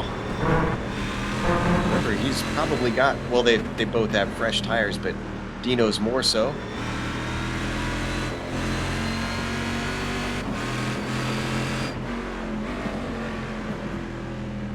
Down into the corner, yeah, it looks like there's a gap there, and it just starts to disappear at the wrong time. Let's continue this replay. Go to Robert Kinsey, because about 10 seconds after that happened, Robert Kinsey went through the middle of two slower cars through the corner before that. And it was a pretty cool 3-wide moment there. Pretty risky move for the lead of the race today. Unfortunately, we weren't able to get it on replay, but I just watched it on my screen, and I can't believe he shot that gap. He did have one of his teammates on the inside. That was Brandon Postma. So he must really trust Postma there. Now here's the good news for Smith and Topic there. That was kind of a freebie. They were so far ahead, they were able to spin and actually not lose position. Billy Smith is still out in front, and he was in front before the incident, so it's pretty much a do-over.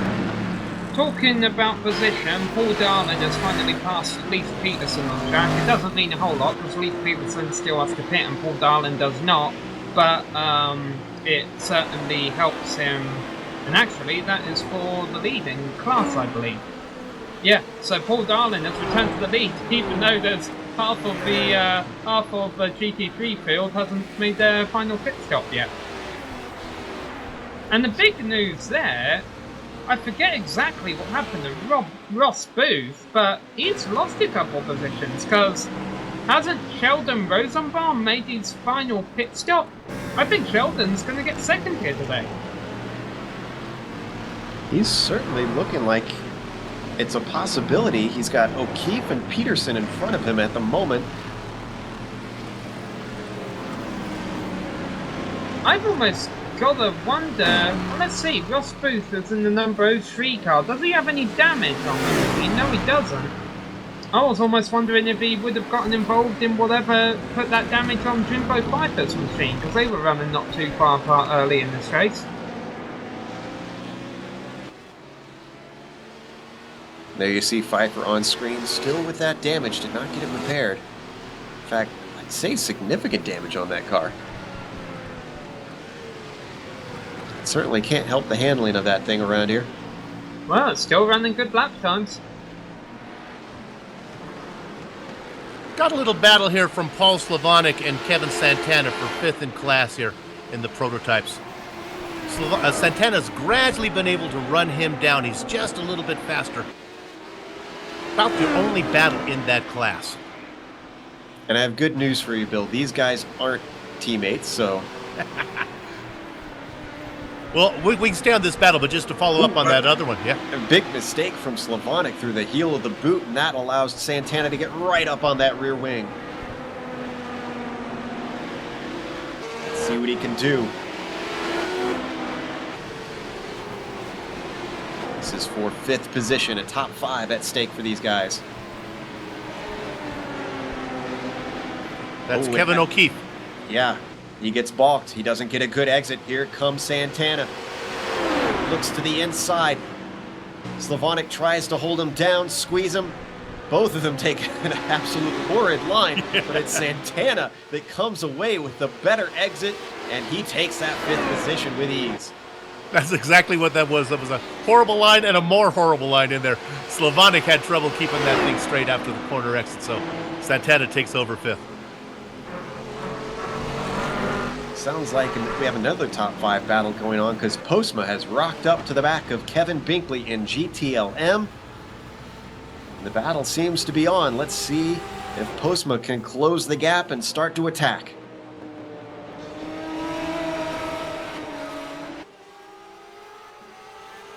And this is again, Binkley, we saw that spin earlier between Smith and Topic. Binkley is the car that was behind him, and still they were able to spin, and Binkley still was able to get that position. So he's really struggling out there. Brandon having a great run. If nothing happens in this inner loop, we need to go back and watch a replay of John Ulmer passing Billy Smith on track. That was almost really ugly. About 20 seconds ago, yeah, just another case of a prototype machine taking a really unnecessary move. I think our teammates, they both got that Monster Energy paint scheme right there. Yeah, they are teammates. I was just going to say, once again, it's a case of teammate trust, I think. But what that did do, I think, is maybe it shook up Billy just a little bit because he lost ground to Dino, who is now behind him once again. And you got to be thinking, is Billy have in the back of his mind what happened the last time Dino tried to pass him? Well, the good news is, Dino, you got 20 seconds back to Binkley, so you can probably have one more spin and still keep your position. Oh, wow. He's going to duck in. Oh no! Touches him again. Sends him around. That was from a long way back. And it's going to be a drag race to see who can get out of there first. Oh yeah! Touch again. Yeah, this is banging doors up through the S's. Touch one more time, 2 more times. Finally, Smith is able to come away with it as Dino Topic backs down. Oh my goodness. Thought I was watching the 79 French Grand Prix there for a second. that was kind of... If I can't date my girlfriend, nobody gets to date her. He was not going to give up that position. That was like a 79 French Grand Prix, Joe. That was very close to being the 79 Daytona 500.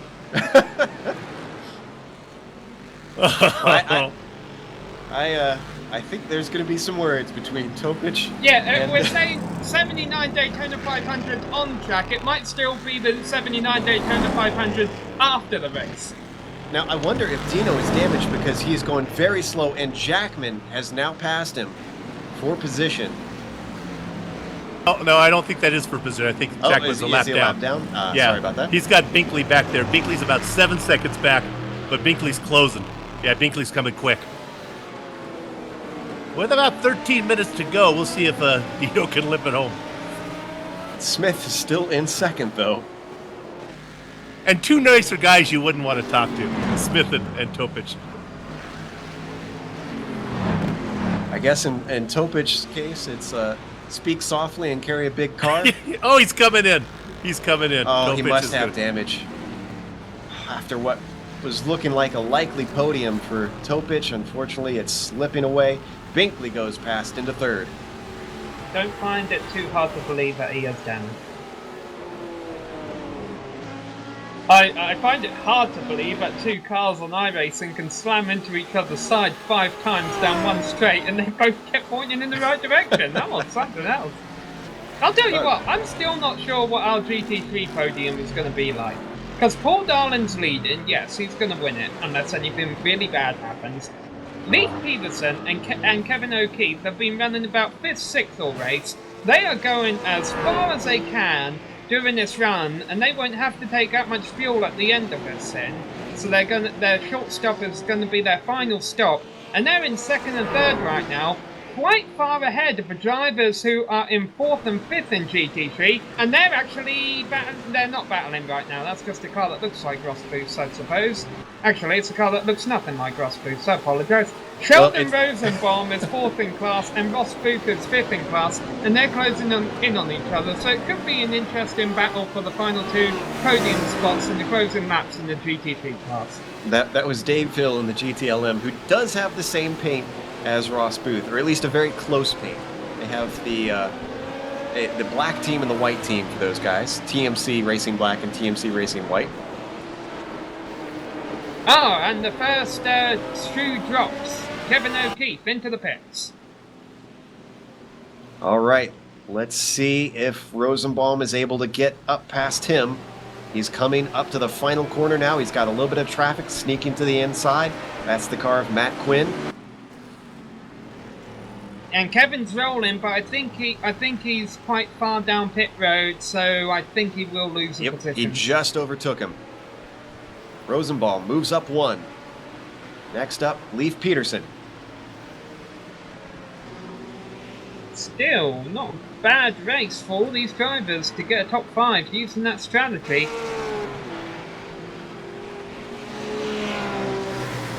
I don't want to curse Rosenbaum with still 10 minutes left to go, but if he can get this podium, that is a fantastic job considering the results he's had the rest of the season.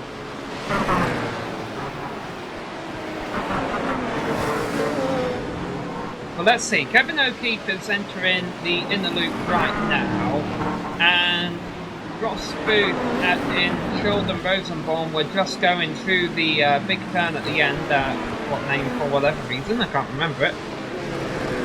But the interesting thing there is that Leif Peterson was probably about 5 to 10 seconds ahead of Kevin O'Keefe before Kevin came in. So I'm wondering if Leif Peterson will come out in that middle of the battle for 3rd back there, which will essentially be for 2nd. No, it's not a battle, Peterson but they're close to the track. Yeah, now. Here he comes.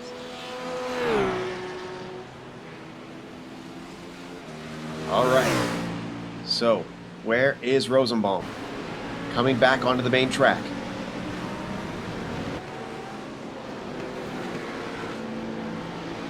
This is going to be very tight. Peterson's...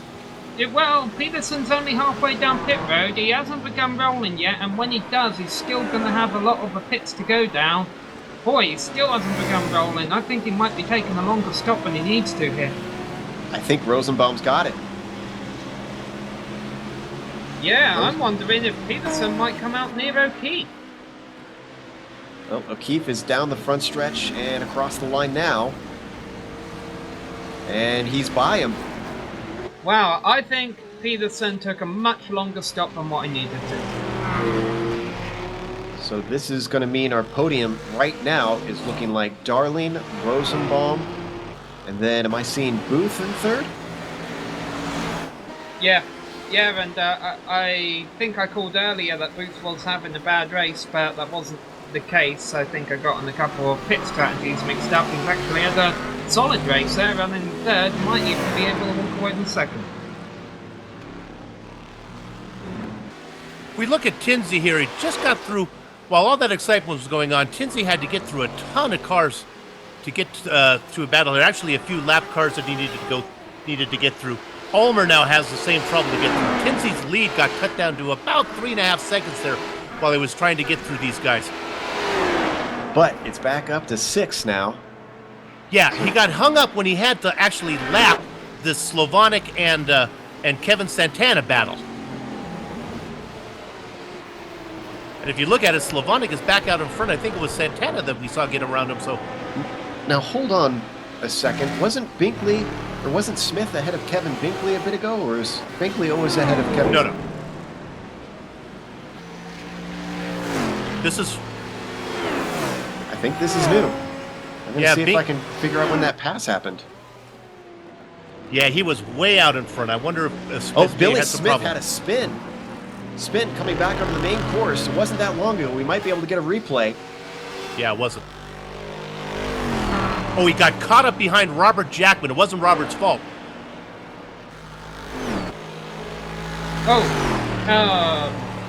Unless we're going back to a replay of this, Kevin O'Keefe has got heavy damage on his GT3 machine, was running 5th in class and just wrecked coming out of the penultimate corner.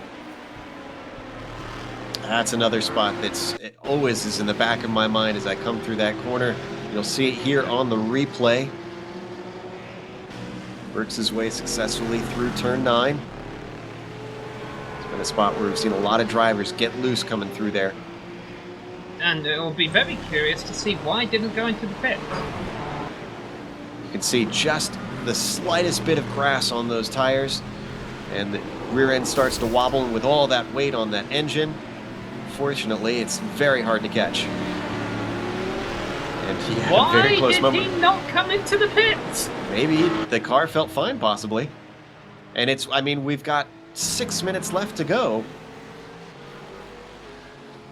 Looking at Billy Smith now, remember, he's had that damaged car from that incident with Topich. He's now in a real battle with Dave Hill, and this is a battle for the final podium spot. And Hill's already gone. Oh, I was on replay. Yeah, Hill's got around him. Okay, sorry about that.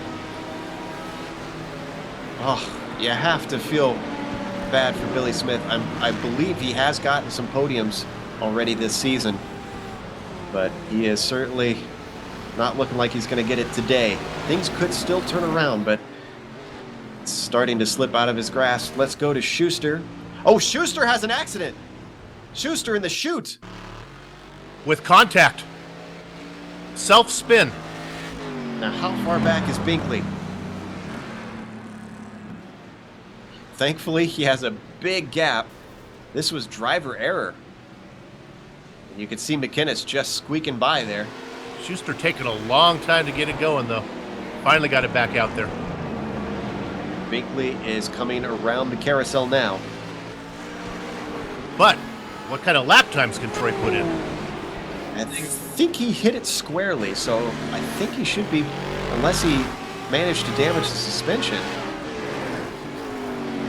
Couple of late stops here. Kevin O'Keefe comes into the pits for his free repair after wrecking his car a lap ago.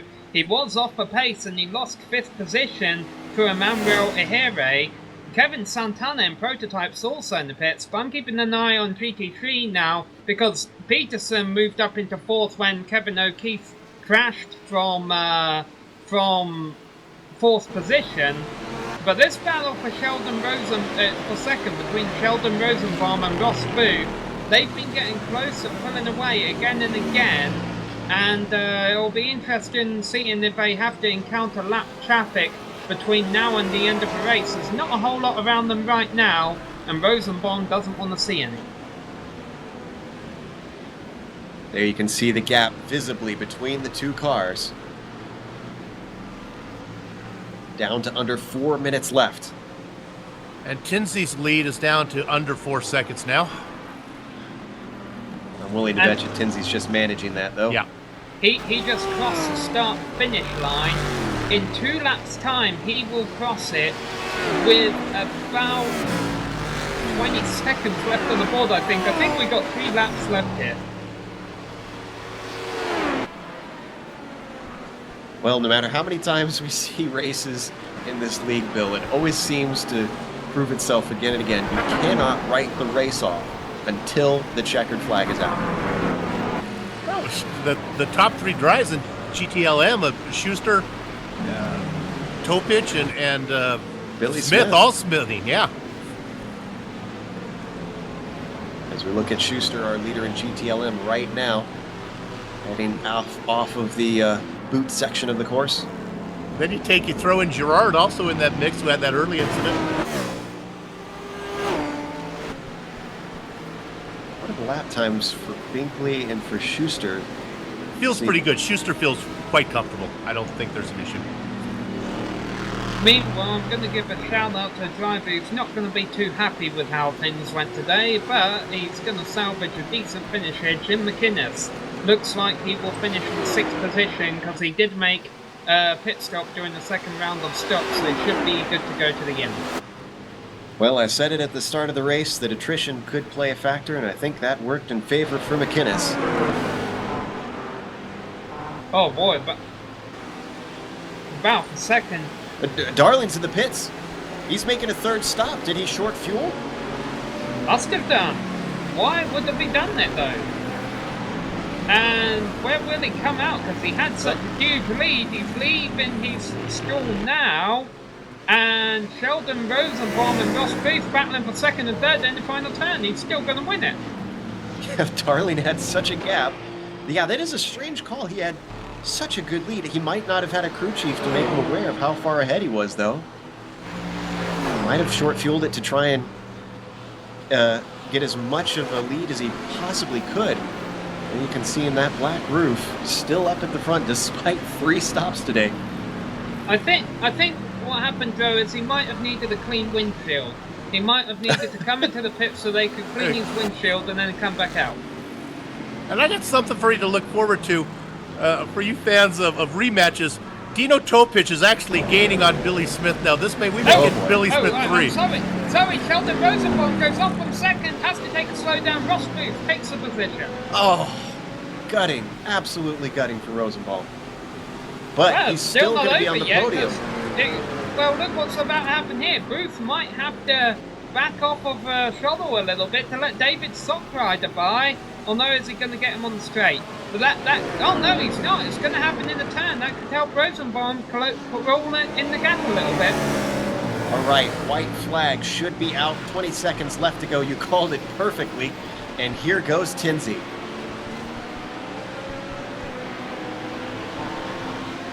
So one more lap, but it sounds like our battle in GTLM between Smith and Topich is about to erupt. Oh, Topich is gaining on him. We'll get the finish, but I think these guys have a little more discussion to be going on. This is going to get juicy in a moment. We still got half a lap for Tinsey, and he's got 5 seconds on Ulmer.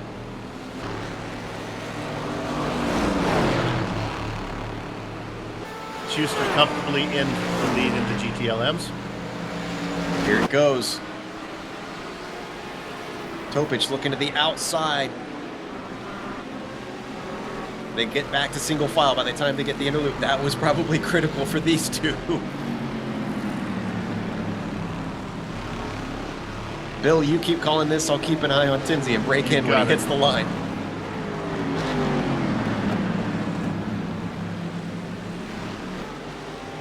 Smith still out in front of Topich.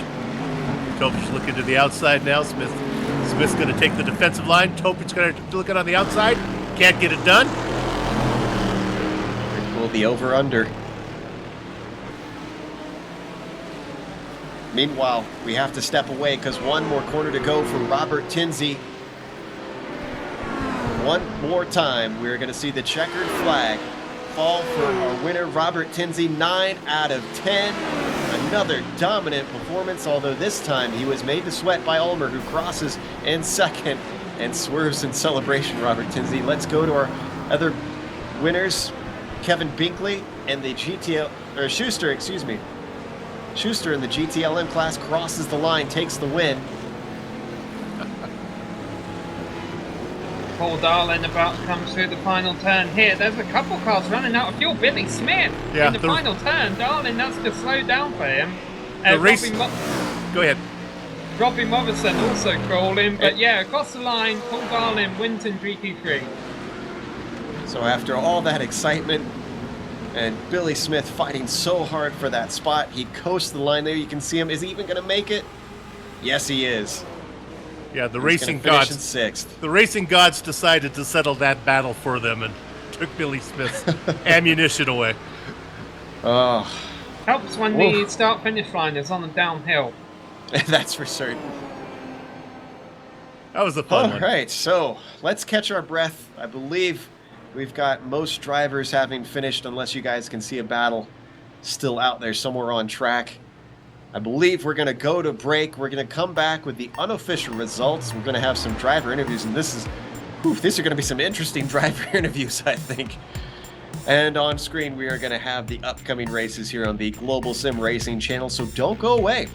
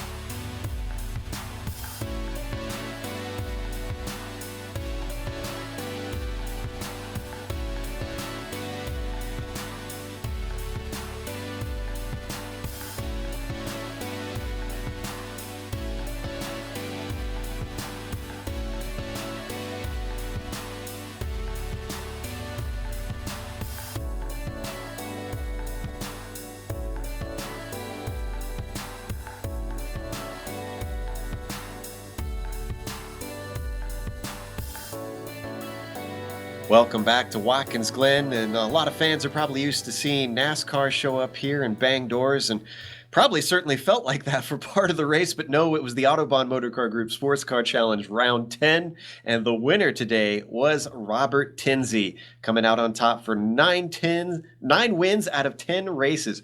John Ulmer, however, nice second place for him today. I'm sure he would have wanted a little bit more, but probably a little bit of redemption after some recent races for him. Matt Quinn did wind up on the podium to try and keep up his challenge for second place in the championship, and Mark Ponick with a nice run to fourth. Paul Slavonic 1 lap down, but he did finish in the top 5, and Kevin Santana came home in 6th. John O'Day finished 7th, Mark Wilson finished 8th, and David Tejada finished 9th. Bill? Trey Schuster, 10th overall, but your leader in the GT Le Mans class, survived a spin on the track to bring home the win. Kevin Binkley with a nice run in second place. Great race from Dave Hill, 3rd in class, 12th overall. Dino Topic, the unknown driver, a lot of excitement on the track for him, did pretty well, 4th position, which is really pretty good considering he probably raced with a bag over his helmet. 14th, 5th overall in class, Mark Schindel, Dave Sockrider, those guys were in a battle for most of the race. Billy Smith ran out of gas, brought it home 16th overall. Brandon Postma and Sean Reese behind them, and Robert Jackman rounds out the competitive drivers there. Sammy? Yeah, and the winner in GT3, 20th overall, was Paul Darlin. Despite taking 3 pit stops, 2 drivers who took 2 pit stops rounded out the podium. Ross Booth and Sheldon Rosenbaum, they switched positions late on in the going there. Leif Peterson was 4th in class, and Emmanuel Ahere was up front early on. He finished 5th in the GT3 class. Jim McInnes rallied back to a 6th place finish after crashing out of a lead in a multi-class incident earlier on. A cross-class incident, I guess is the right word there. Kevin O'Keefe was involved in the late incident, so he finished back there in 26th overall. Jimbo Fife had a bit of damage, 27th. Then we actually have a GTOM driver all the way back there. I think now we're getting into the area of these drivers would like to forget tonight, and that was Sheldon Reloshin. And then rounding out the top 30 cars overall were David Henry and Robbie Morrison in the GT3s. All right. Well, before we get to the interview, sounds like we have a replay to queue up, and this was the pass that we missed, couldn't get to during the broadcast. I think we're going to watch Billy Smith first here. Yes, here we go. We're a little bit far back from the incident, but got a nice lead up to it here.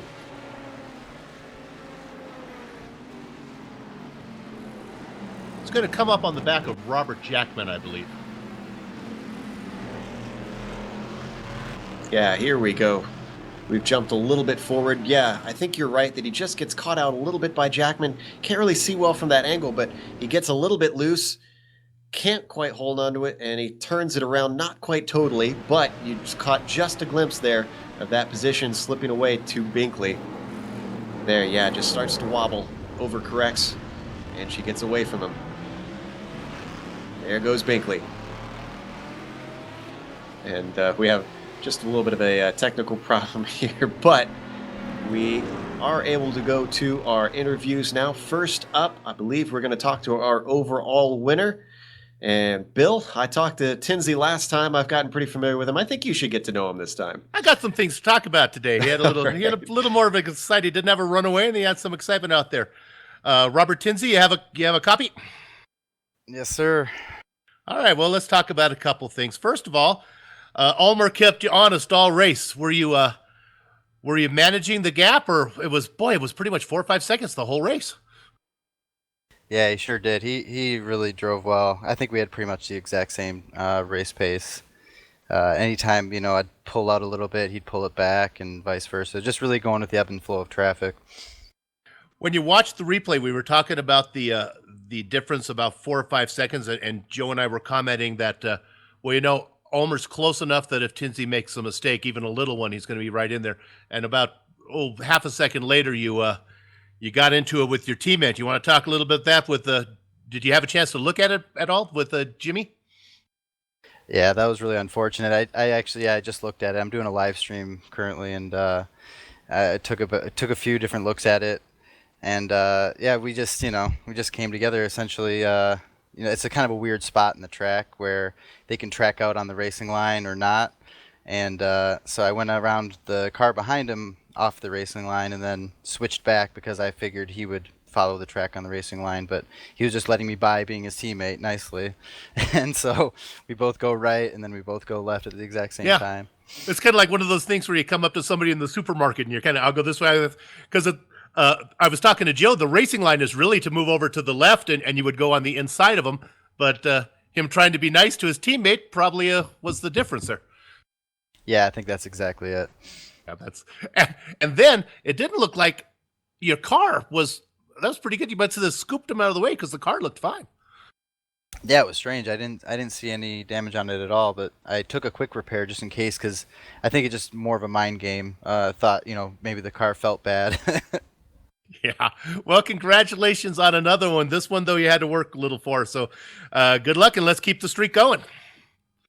Yeah, sure did. Thanks a lot, guys. I just want to do a quick shout out to my teammate from TNT Racing, David. He just had a baby tonight, so congratulations to him. Hey, well, that's always good to hear. Another future iRacer coming our way. All right, Robert Tinsey, your overall winner. Joe? Well, we have our GTLM winner waiting in the wings, Troy Schuster. And it's been since Phillip Island, since he stood atop the podium, been a couple rounds. And I'm sure, Troy, that this feels like a bit of redemption. Oh, man, what a race. Yeah, it was exciting from our view. Was it just as thrilling from your point of view? Oh, absolutely. I was sorry to see Jason hit the wall on lap 2 or whatever it was. It's too bad. That guy, he's so much fun to race with. I kind of slowed it up a little bit, figuring I kind of had it in the bag. Then I don't know if Billy crashed or if he changed his pit strategy, but he ended up in front of me. We had a couple laps there that were pretty tight. Yeah, we were caught off guard as well when Billy managed to swap in front of you. We thought maybe it was tires at first, but I would understand that you probably took tires as well in that first stop. Oh, absolutely. If you're taking any more than like 10 gallons of fuel, it's not worth it to not take tires because it takes just as long. So yeah, I was really stretching it in the beginning. My last stop, so the second stop, I pit just a little bit early just because I had plenty of fuel and I had plenty of time. But yeah, it really weirded me out how he ended up in front of me, and I didn't realize at first we were fighting for position. I thought he was going to pit, and then he stayed out, and we, like I said, we went at it for a couple laps. That was a lot of fun. Well, this is going to help your run towards trying to dethrone Girard up at the top of the points. And I have to apologize to the viewers. I called that incorrectly. Schuster is not leading the points currently. He's a few behind Girard still. Next up is Montreal. How do you feel about the place with the long straights and the chicanes? Oh, it's definitely not one of my favorite tracks. I mean, Watkins really isn't either. And I thought the Corvette was going to struggle here because of the hot temps. But I don't know. We'll see what happens at Montreal. It's a tricky track. It's really easy to get caught out on, and it's really tight with 40 plus cars in there. It's going to be interesting, let's say. Yeah, I after what we saw at the other Canadian track, I'm sure that one will provide some thrills as well. Congratulations on getting another win, and good luck next in 2 weeks' time, I guess. I appreciate it, Joe. Thanks, guys. That was Troy Schuster, winner in the GTLM class here in round 10. Up next, we don't seem to have, unfortunately, our winner in the GT3 class. Don't see Darling in here, but we do have one of the top contenders in the championship. Robbie Morrison did not have a good day today, so here's Sam to root out what exactly his problems were. Yeah, what exactly did happen at the start there, Robbie? Well, my roommate was linked to my Wi-Fi, and she received a Snapchat just as we gridded, and it disconnected me.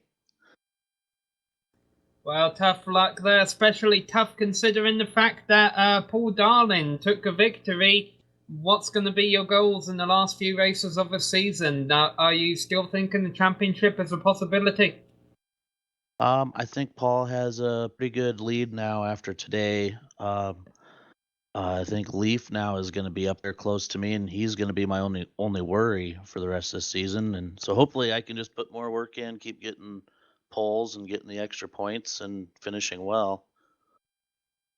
We saw a couple of different strategies between the GT3 leaders. had you not had the connection issue at the start of a race, what would have been your strategy to get to the end while battling for the win?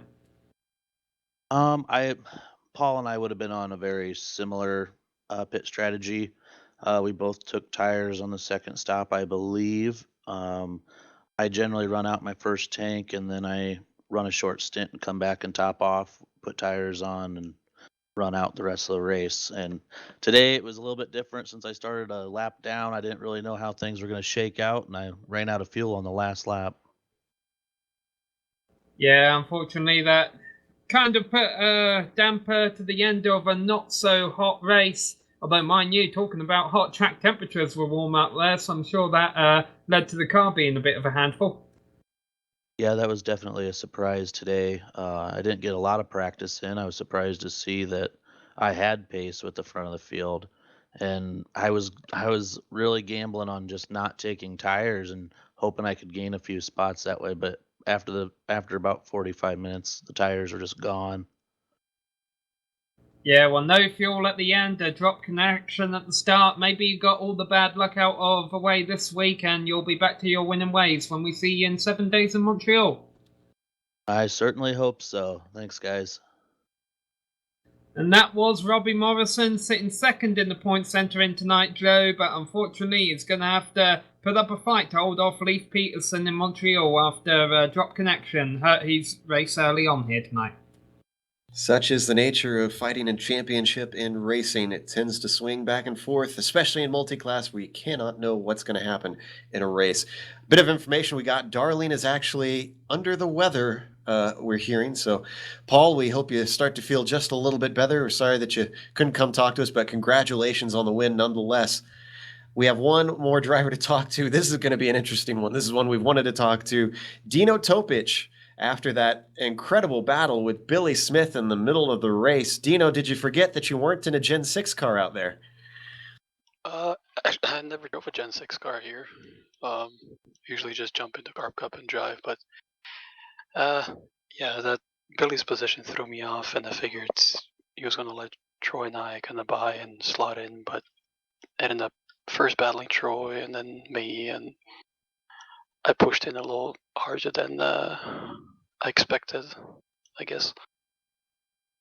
Yeah, we were wondering if your car had been damaged after that. We saw you did, I believe you stopped in for the pits after you guys banged doors a couple times. Was the steering off, or what happened to it? First one in the boot, car was fine, no issue. But second one, initial hit didn't do anything, but afterwards I received damage. I'm surprised he carried on, but I had to take the repair. Well, I'm sure there might be a few words about some of the incidents that happened after this race, so we'll let you go try and sort that out with the other races, and just don't let the drama get you guys a little too much, because we're certainly enjoying the thrill of the battle from up here. That's all right. It's racing. We'll sort it out. He actually gave me a position right at the very end with a couple corners to go. So thank you for that. We'll sort out the rest of it later. All right. That was Dino Topic, who actually need to double check where Dino finished in his class. It was 4th today for Dino. That's the last. That's the last of our interviews here, and we got to wrap it up today. First of all, I just didn't have the heart to break it to him that Billy actually ran out of gas. That's why he got the position back. Well, he's going to find out eventually. No, maybe not. Well, we want to thank a few people. Thanks to the Autobahn Motorcar Group, the official sponsor of the AMGSC, and also thanks to John Ulmer, the organizer of this league. Thanks to the software and the hardware that we use for our broadcast. You can see those listed on your screen. And additional thanks to our musical contributors, Eric Alcombe and Casey Lalonde. You can find their music listed on the websites on screen as well. Definitely go check them out, especially Casey's music. You can get his up at Bandcamp, and I have quite a few of his library. I highly recommend it. Thanks to the team today, Bill, Sam, Amjad, and Dougie. If you'd like to find out more about GSRC, you can find it at globalsimracingchannel.com, along with archived races and upcoming broadcasts. We're also on Twitter at GSR Channel and Facebook at /Global Sim Racing Channel. As we've been saying, next race is going to be at Montreal. That'll be Monday, March 14th at 9:15 p.m. Eastern. We also have upcoming races for other series on screen, so check those out and mark them down on your calendar. But until next time, race clean, race hard, and we'll see you on the track.